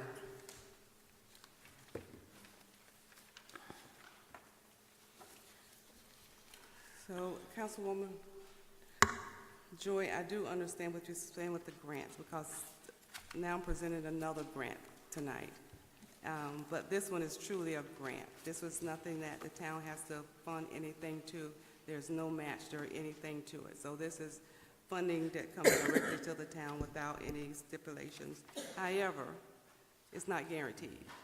But in this particular grant, it says the requirement is that you have to bring it before council, have the mayor sign it before you can even submit the application. So the only, and Mary Gavin was here last month, and she had went over the requirements of the grant and what it does. Even on this sheet, it does kind of tell you what it's for. It's for utilities. And it says SRF, but it is a grant for $2,914,000. So this is brought before council as far as just authorizing the mayor to sign the loan application and the resolution so she can move forward with acquiring the grant. I just might add that the grant will be used to acquire generators, 4 SCADAs, 2 bypass pumps, and 4 pump station rehabs. Yep, I understand this is just approval to put in the application, but looking down the road, if we get the money, and I realize it's 100% no matching, same as the 40 million was no matching, but the problem we're having is when the invoices come in, we have to have the money to pay them before we get reimbursed. So every time like I said, each grant is different. So we will check to make sure that this is going to be a true advance payment or not. So we will check on that too. Okay. And bring that back to you. Also, I think it's tested everybody's strength to do a $40 million project. This town is only like 2,400 people, and we've taken on a $40 million project. That's a lot for our staff to have put through, so I just wanted to tell them thank you for what they've done. So I'm going to make a motion to authorize the mayor to sign the resolution so that the application can be submitted for the SRF grant in the amount of $2,914,000. I'll second it. All right, I've got a motion and a second. Any other discussion from the podium? Yeah, I just have a number of questions. And then some comments. Okay, on the cover, it says Hurricane Milton exposed significant vulnerabilities in the town of Lake Placid's water and wastewater utility system with widespread power outages. We knew that. Disabling wells, lift stations, treatment facilities, resulting in sanitary sewer overflows. I didn't realize we had that. Excuse me. So with this grant, it's not, you don't have to be. I'm just affected reading the specifically. justification, that I did not realize that Hurricane Milton created sanitary sewer overflows. Across the state, some municipalities got affected, but the This funding. is saying those significant in the town of Lake Placid's water and wastewater utility systems. I think it's worded to say it exposed significant vulnerabilities that all these things could happen, is the wording in the beginning. So the preface says Hurricane Milton exposed significant vulnerabilities in the town water and systems with widespread outages. I think all of these things could have happened, and that's what we're trying to get the grant for, so that we don't face that. We have 4 more SCADAs, which are the lift station to satellite, basically. So if there is a problem with the lift station, it immediately goes to the person on call, so we don't have any of those problems. But we need 4 more of them, evidently. So that's what that's about. And then on the loan application, it lists the primary contact is Amir Zafir, whose employer is Ardura, and the additional contacts is a Doug Brown from Ardura. So who is Ardura? They work with Mary Gavin as far as they kind of like our grant consultant, but for Mary, she writes in her salary with the grants. So Her what? she writes in like compensation or her salary with the grant, so the town don't have to pay her anything. So this is her staff submitting on behalf of the town. So these 2 people are her staff, are you saying? And that was going to be my question, is how much do they charge us? Because they're administering the grant here, it looks like. It depends on if we get it or not. And so then look and see how much she put in there. I don't think we even have that information yet. They have to make sure that it get awarded and how much of the award can go for specific parts of the grant. Okay, So we don't have that information So yet. they're not charging us anything at this The point? town don't get paid. The This is town the, don't get charged directly. I'm sorry? The town do not get charged directly. Okay, so this is the application, and then at some point, if we get approved, they'll come back with the agreement, and that would have the cost for them. Correct. And this might be minor or not, but it says list all revenues that are to be pledged for repayment of the loan. It's saying not applicable. But later in the resolution, the description of the resolution says establishing pledged revenues. So those 2 are inconsistent with each other. I think this is just like a generic application was, if you have to have pledge or not. But she's using this one, but it's not a pledge. Then, Because and it might be the issue with the resolution, because the resolution is saying authorizing the loan application, that's good. Authorizing the loan agreement, I don't think that should even be in here yet, so we should strike the word loan agreement, because that comes as a second step. And then it says establishing pledged revenues. So it seems like that should be stricken because the grant says it's not applicable. This is just a generic one. When she come back or when she submit it, she's going to submit one and give the town a real application. This is just something for, then you know what she's going to submit. I'm confused. So this isn't the application we're approving? It's still some information that need to be added to it. It haven't gotten approved or anything. But this is the start of the process. But I can't, I mean, I'm sorry, I can't approve something if this isn't the final what we're supposed to approve. Is that what we're saying? Well, This is the just- application. No, this is just allowing her to put in for the grant. That's all this is doing. It's just allowing her, they have to have this resolution, this particular grant has to have this resolution before she can even apply for the grant.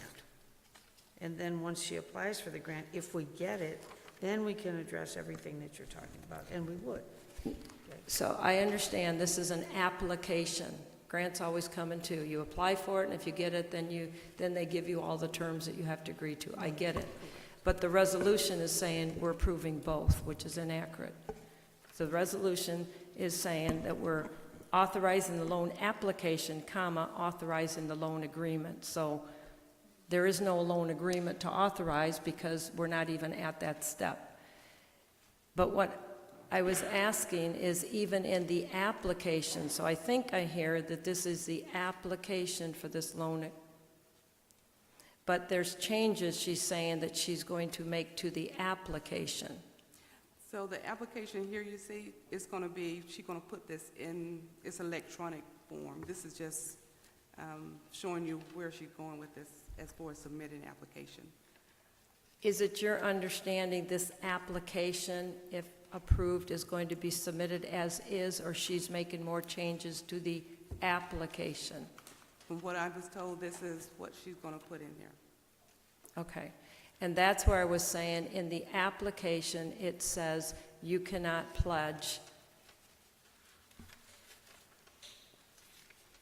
Whereas the resolution has that you can.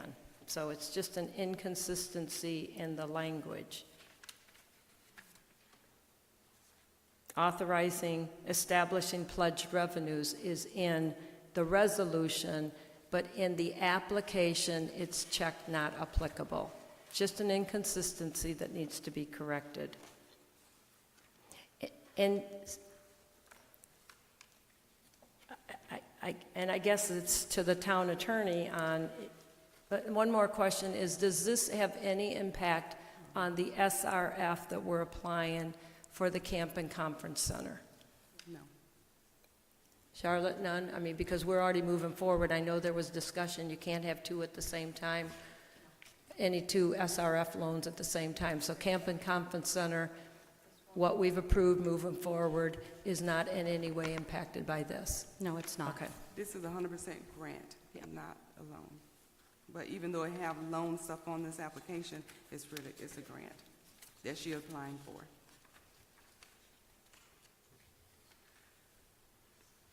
So this is not SRF, this is an SRF loan.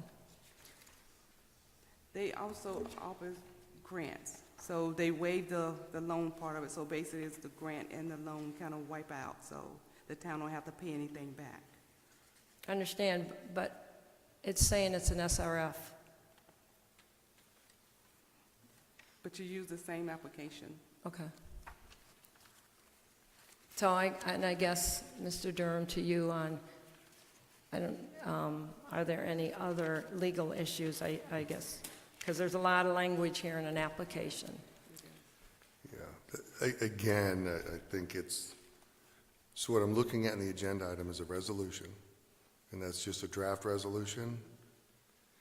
Is this intended to be cleaned up? So what is the council actually voting on tonight? Just for the mayor to sign so that they can move forward with just submitting the application.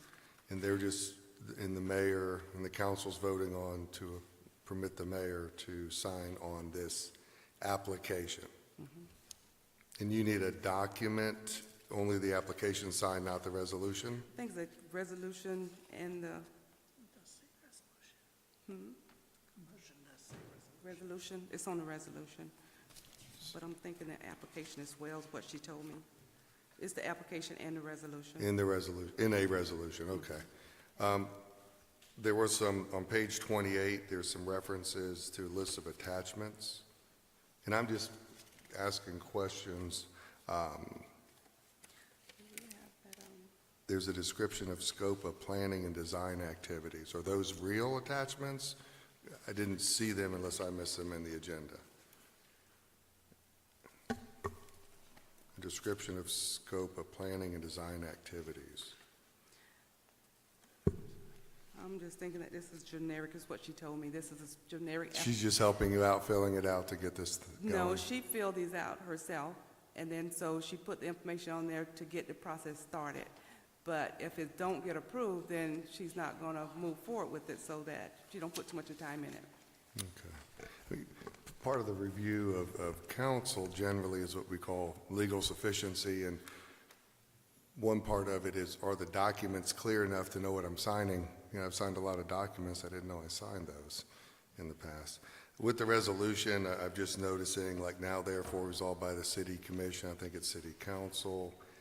I think there is some confusion in the issues of, for a loan to finance the project versus is it a grant? I think that needs to be tightened up. And certainly one concern is in section, other than the misspelling, the utilities director is authorized to represent the city in carrying out the city's responsibilities under the loan agreement. Does that just give enormous amount of authority to the utilities director? I don't know how they operate. I guess at the end of the day, looking at this, if I was asked to approve this as to form and legality, what it's asking, I'd be concerned to do so, because I'm not so sure the form is clear enough. It certainly wouldn't appear illegal, but certainly want it tightened up. That would be my premise. I don't know if we have time to do that, or there can be a vote and get it back. If I could add a little, if Bert Harris was here, I promise you that he would say that he wholeheartedly supports Mary Gavin. And I only say that just because in my working with him, I've worked with Mary in the past. Mary did attend the meeting last week so that she was able to present. She worked with CRCAP, which is Southeast Rural Community Assistance Project. It's a 501c3 nonprofit organization that's dedicated to improving the quality of life for low to moderate income individuals in rural communities. She is was stationed in Virginia, is up in Jacksonville, and she drove all the way here to be present last week. The way that it works is administrative fees get built in, and she only gets paid if we are awarded the grant. Or the money. I don't know if Brandon wants to add any comments. I know that part of the reason why the utility director is listed in there is because he has responsibility with meeting the deliverables that are outlined here, and so he would be responsible for going to where the location is, making sure that everything, all the boxes have been checked, bringing back the documentation, and then him and Brandon work closely together, similarly to what we're doing with the advanced wastewater treatment plant, where there are specific items that have to be checked off. So just to add a little bit of context to that, she went out on her own after she left CRCAP because there was such a high demand in Florida with the 2030 phase out with septic to sewer, and she has a dedication to small rural communities to be able to help provide these services at a fee that is reasonable for us. So just to kind of give a little background on her and her experience. Yeah, my questions weren't with her capability. It was on the resolution, that there were things on the resolution that were inconsistent with the application. So I think, Mike, can we tighten the resolution up a little bit? So Do we have time to do that based upon if the council just votes to move forward, we can tighten it up? and is there a time crunch on this one? This is due? It is. And what's the date that this is due? I think she has to submit this before the end of the month. Of February? Yes. Rachel, could they approve the resolution with the caveat that the town attorney review and make any corrections that are necessary? I just made comments. I don't know if the council acknowledged the comments, if they want that language tightened up and more clarity, so it works. Okay. That's what Yeah, we hired you for. Oh, I didn't know that. Now you tell me. Yeah, and then one other comment I had on the resolution was it was the second whereas to designate an authorized representative provide assurances of compliance with the loan program requirements, but I don't like the last, and to enter into a loan agreement. So I think that we're way premature on, and as we did earlier, it should come to council. May I make a suggestion that, Ms. Hayes, you amend your motion to include that the town attorney review the document, the resolution before the signature. Yes, I'm good with that. Is my second good with that? Yes, I am. I'll amend my second as well. So we're just making the changes on the resolution and then get it to the attorney for approval? That's what we're doing with the changes? That's what the motion was, yes. Deborah, I think you made the first, Deborah. Councilmember Sorry? Worley, I think you made the first and Councilmember Hayes made the second. I'm sorry about that. Then I amend, Yeah. sorry about that. I'm so used to going the No other worries. way. Okay, I amend my motion It's to easy to get us include that confused. the It's town okay. attorney review the resolution before submittal. All right, we've got a motion and a second. Any other comments? All right, hearing none, we'll take it to the audience.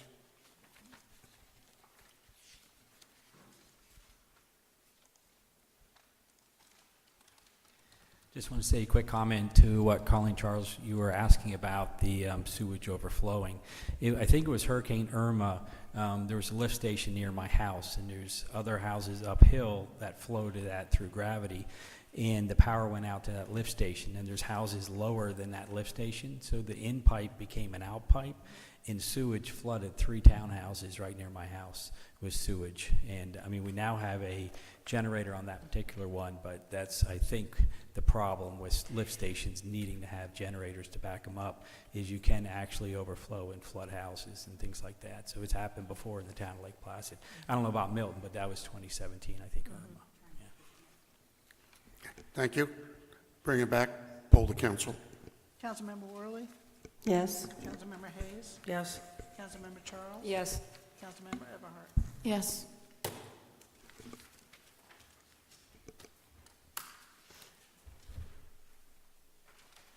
Okay, next is C, 2026-04 Resolution LMS. Chief? This is the local mitigation strategy plan. It has been successfully updated to ensure continued compliance with federal requirements and maintain eligibility for FEMA hazard mitigation assistance programs. As required every 5 years, key issues addressed in this update include emerging hazards and climate considerations, community growth and development changes, enhanced stakeholder engagement and alignment with current FEMA guidance and regulatory requirements. What we're asking for is approval for this so that we can take it back to the Highlands County Emergency Management, which will then be submitted to the Division of Emergency Management with the state, who will issue us a letter of compliance. I move to accept the local mitigation strategy plan, 5-year plan. Second. I probably need to go ahead and read this into. Yes, Mayor, and also I was referencing the C Exhibit A, and I understand there's some exemptions under 119. I don't know if the council members have reviewed the actual plan, but that exemption seems to cover shelters and evacuation and things of that nature. Not the entire plan, but nonetheless, I guess council would have to review that, and have they reviewed that? County has asked us to keep the entire thing exempt. They do not release any of it. And they've asked us to do the same when they provided us a copy of it. We do have a copy at the police department if any council member wishes to come down and review it. That was going to be my question. This is saying attached as Exhibit A, and there was nothing. So you're saying that it's confidential? It can't? Yes, what they've done in Sebring and Avon Park is they provided the letter that is attached showing it is in compliance, and they have used that as an acceptable instead of the actual example. What? There's a letter? It would be the Division of Emergency Management that as soon as we all have the as soon as this is formally adopted by all county jurisdictions, that it'll go forward from the Division of Emergency Management. I had set it on the dais for everybody up there before the meeting. So it's up there in a packet. Okay. It's the very last page. This? If you feel more comfortable, I'll add to my motion that I'm also move that the mayor sign Resolution 2026-04. Is that what we're doing? Before he signs the resolution, that the town attorney should review the resolution.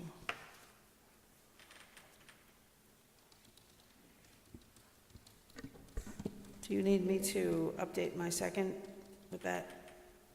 Because I will. Yes, please. Yeah, I'll update, that's fine. Could you restate that? I was looking for Exhibit A. Okay, I was adding to my original motion that the Resolution 2026-04 be reviewed by our town attorney before signature. For the record, let me read this resolution. Resolution 2026-04, a resolution of the Town of Lake Placid, Florida, pertaining to the Town of Lake Placid Local Mitigation Strategy, providing for legislative findings and intent, for providing for repeal of prior resolution, providing for adoption of the Town of Lake Placid Local Mitigation Strategy, providing for the implementation of administrative action, providing a savings clause, providing for Scribner's error, providing for conflict, providing for severability, and providing for an effective date, period. All right, we have a motion and a second. Any other comments? Take it to the audience. Seeing none, poll the council.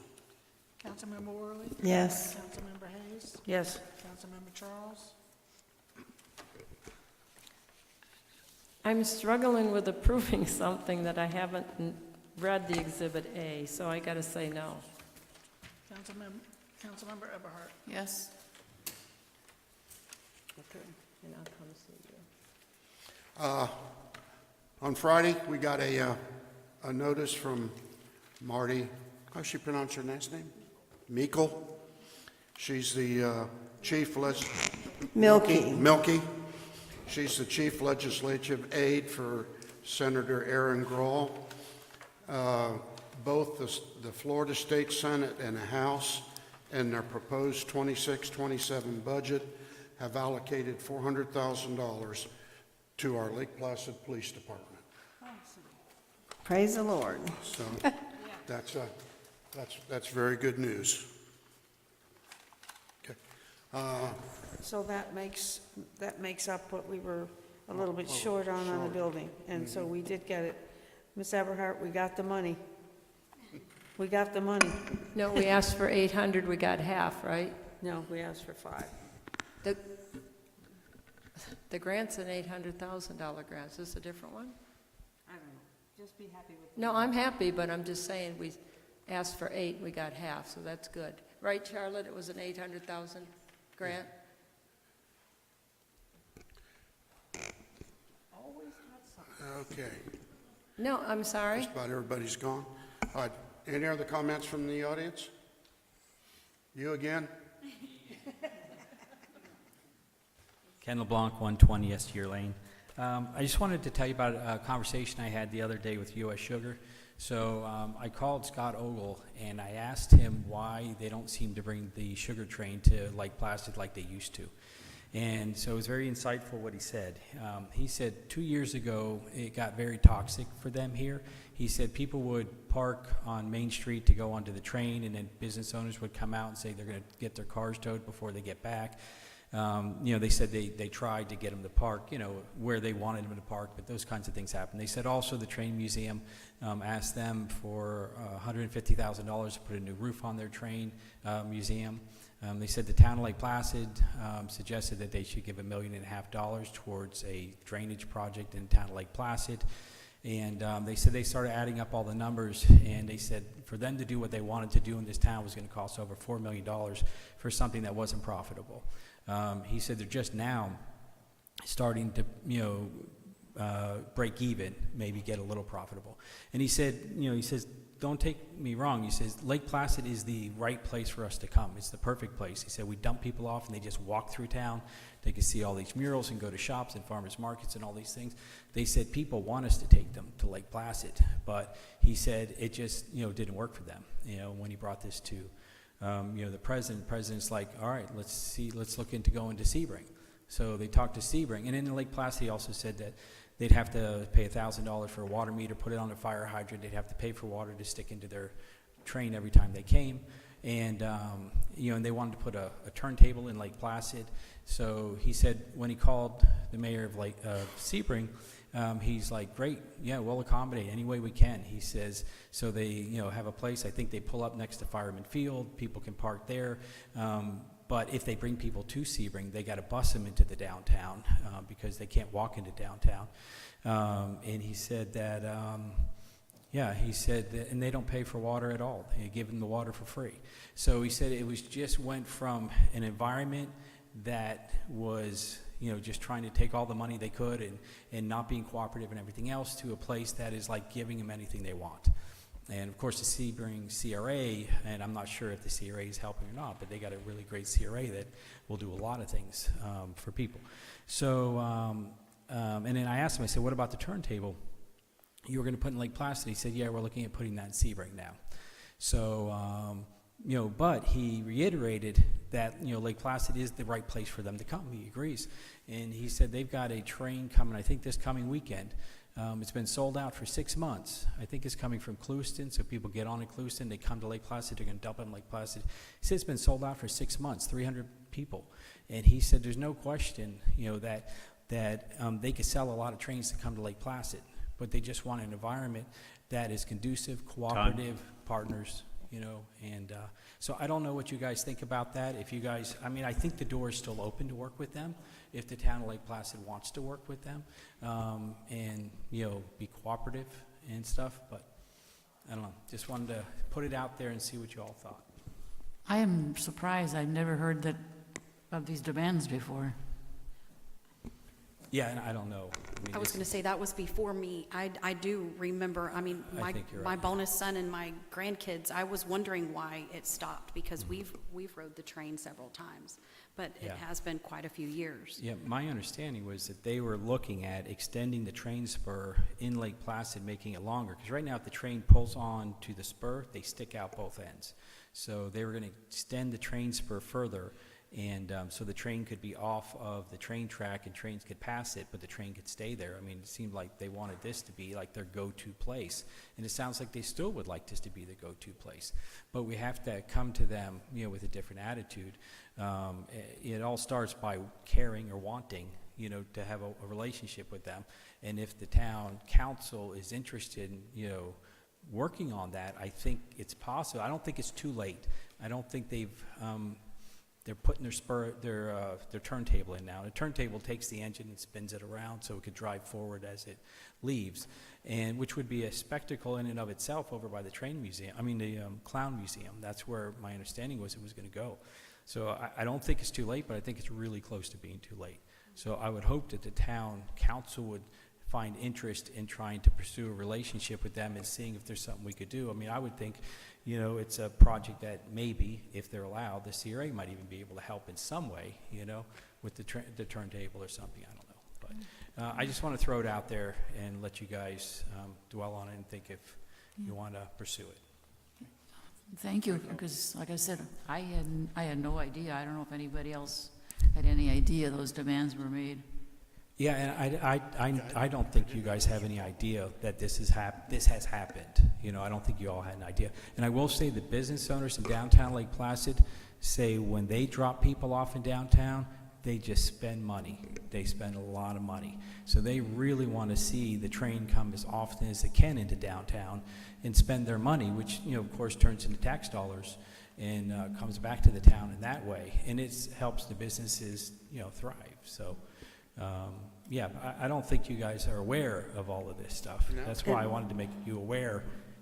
Can't talk to you individually. I've been here, for the most part. I've been on this dais for 4 years, and I never had Yeah. anything like that come before us. Yeah. And I don't know if the roof of the Historical Society That did not come before No, us, as I I think that recall. came straight from the train museum talking to them Yeah, directly. yeah, So, that's- they have a new roof now, so that's kind of fixed itself.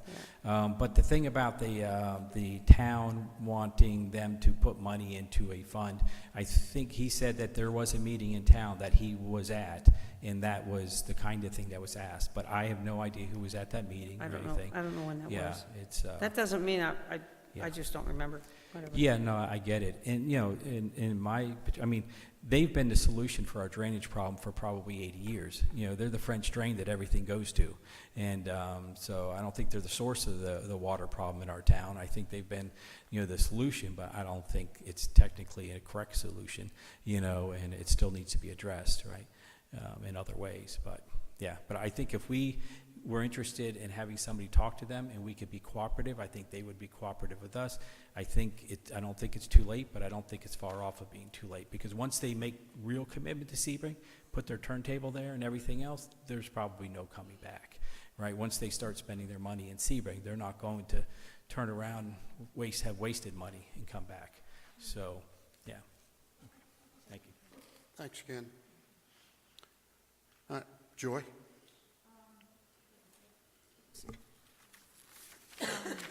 If we could, on the next agenda, do another status update on the tower. The code violations are way past the 90 days. I think it was October was the 90-day mark. And then also the status of the Gladiolus property and Maine properties. The 90 days for the violations actually just recently came up, and we were asked to hold off on them because it is in the process of being sold. So they didn't want the fines accruing on it while it's selling, so that they can get a seller in. And they are talking about demolishing the building surrounding it once it's sold.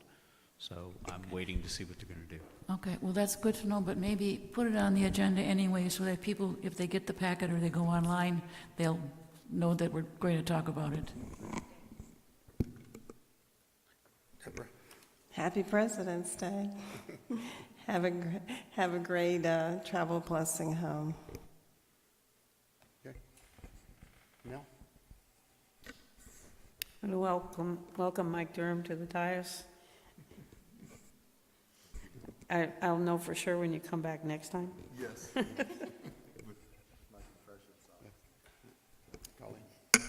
No, just pass on to Harry and the crew for defrosting all of the plants and everything. I know that that's a lot of work to do all the coverages that they did for all of the new landscaping that we had, so just pass that on to them, our appreciation for that.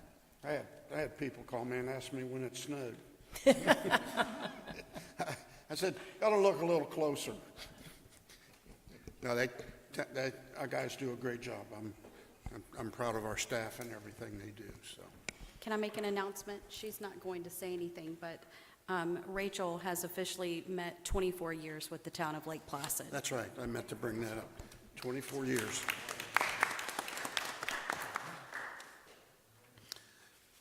You got anything? Okay.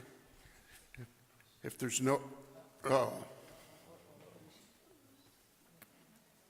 So for the sewer to septic, Brendan is here. He could have kind of give you an update on some of the projects that happened with the sewer to septic. He's a project manager. So unless you want us to bring it back next month, but he's here.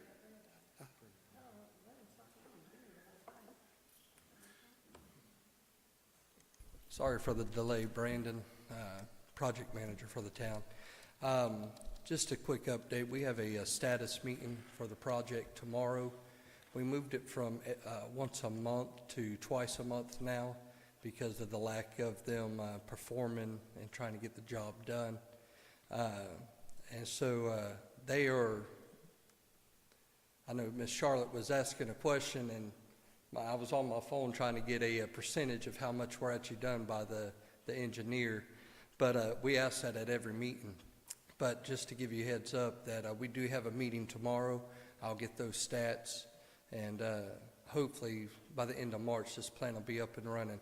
Everything on the town they're not waiting on us. And so the problem why they're lacking is just manpower. out here on this job. And so, y'all have any questions? So the contractor's manpower, is that what you're saying? Yes, ma'am. The contractor's having difficulty getting union workers to travel this far, and it's quite a task. And the men that they're getting is just not quality, and he's sending them out and trading, and it's really rough. So, but I do know that Bert gave them we give them an additional month, and then for some reason we were like at 8 days of being behind permit status, and then all of a sudden it's like 36, 38 days. And so that's after we give them a month. And so Bert said he put I forgot what it's called, but what is it? Yeah, so they got another month, or we're going to be charging them daily until they get it fixed or finished. And then you said hopefully by the end of March it'll be done. What's the risk in it being done? Right now, I do site visits every day. Right now, they're filling the carousels, so the north carousel is complete. Both carousels are complete. The problem is one, the south one is leaking in one of like a critical junk little area. And so they had contractors out there today, filling and injecting it to try to stop it. Once that takes place, it has so much time to seal, and then they have to fill it back up, and then we have to start measuring. It's a 5-day measurement. And so like we would even have to come in on weekends to try to meet this. So we're doing everything we can, and they are too. But there's still a lot of moving parts. They're working 6 days a week, including Saturdays, and they're running. But they still got quite a few things they got to do. They're behind. I don't know about March. So, but I'm not the engineer. I just follow along with everything. But we will find out tomorrow. I will get with Miss Charlotte and tell her everything about the meeting. Thank you, and this is why it's important, right? We're the leadership up here, that we get a report out of what's going on, where are we, what the risk, the budget or not, and meeting those deadline dates. And I think this will help you back with the contractors on, council's asking for updates. Yes. So I stepped out just to email both of them and let them know, like, hey, what's the percentage? And we didn't ask that the last 2 meetings because we already knew they were behind. And so I asked, and I'll ask again tomorrow, and we're going to continue moving forward.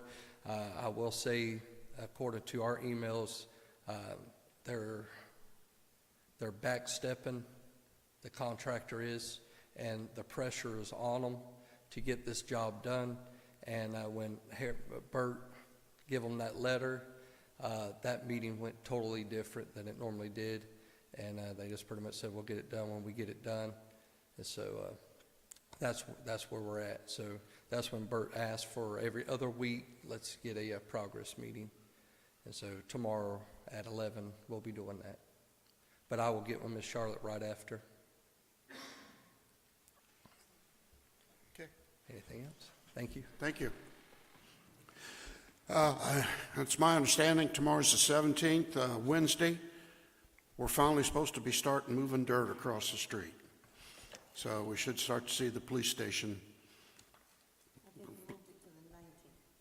Oh, I was told the 18th. They changed it today. Now it's the 19th. Now it's the 19th. Okay. Well, we're still within a couple days, so we should start to see something happening there pretty quick. All right. If there's no other business to come before town council? Just It's really just a quick comment. Louis Canterbury, 1234 Driscoll. Sorry I'm late. I just walked in, driving back from Tallahassee.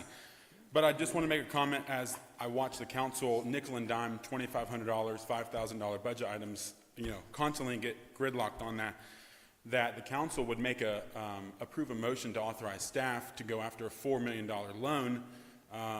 That brings a lot of fiscal responsibility to the town. I think, Gibby brought up some good questions. Councilman Charles and Eberhardt brought up really good questions and comments that should have been discussed. And I don't think that this council, I think they were kind of negligent in approving that at this point with the limited information they had in front of them. Thank you.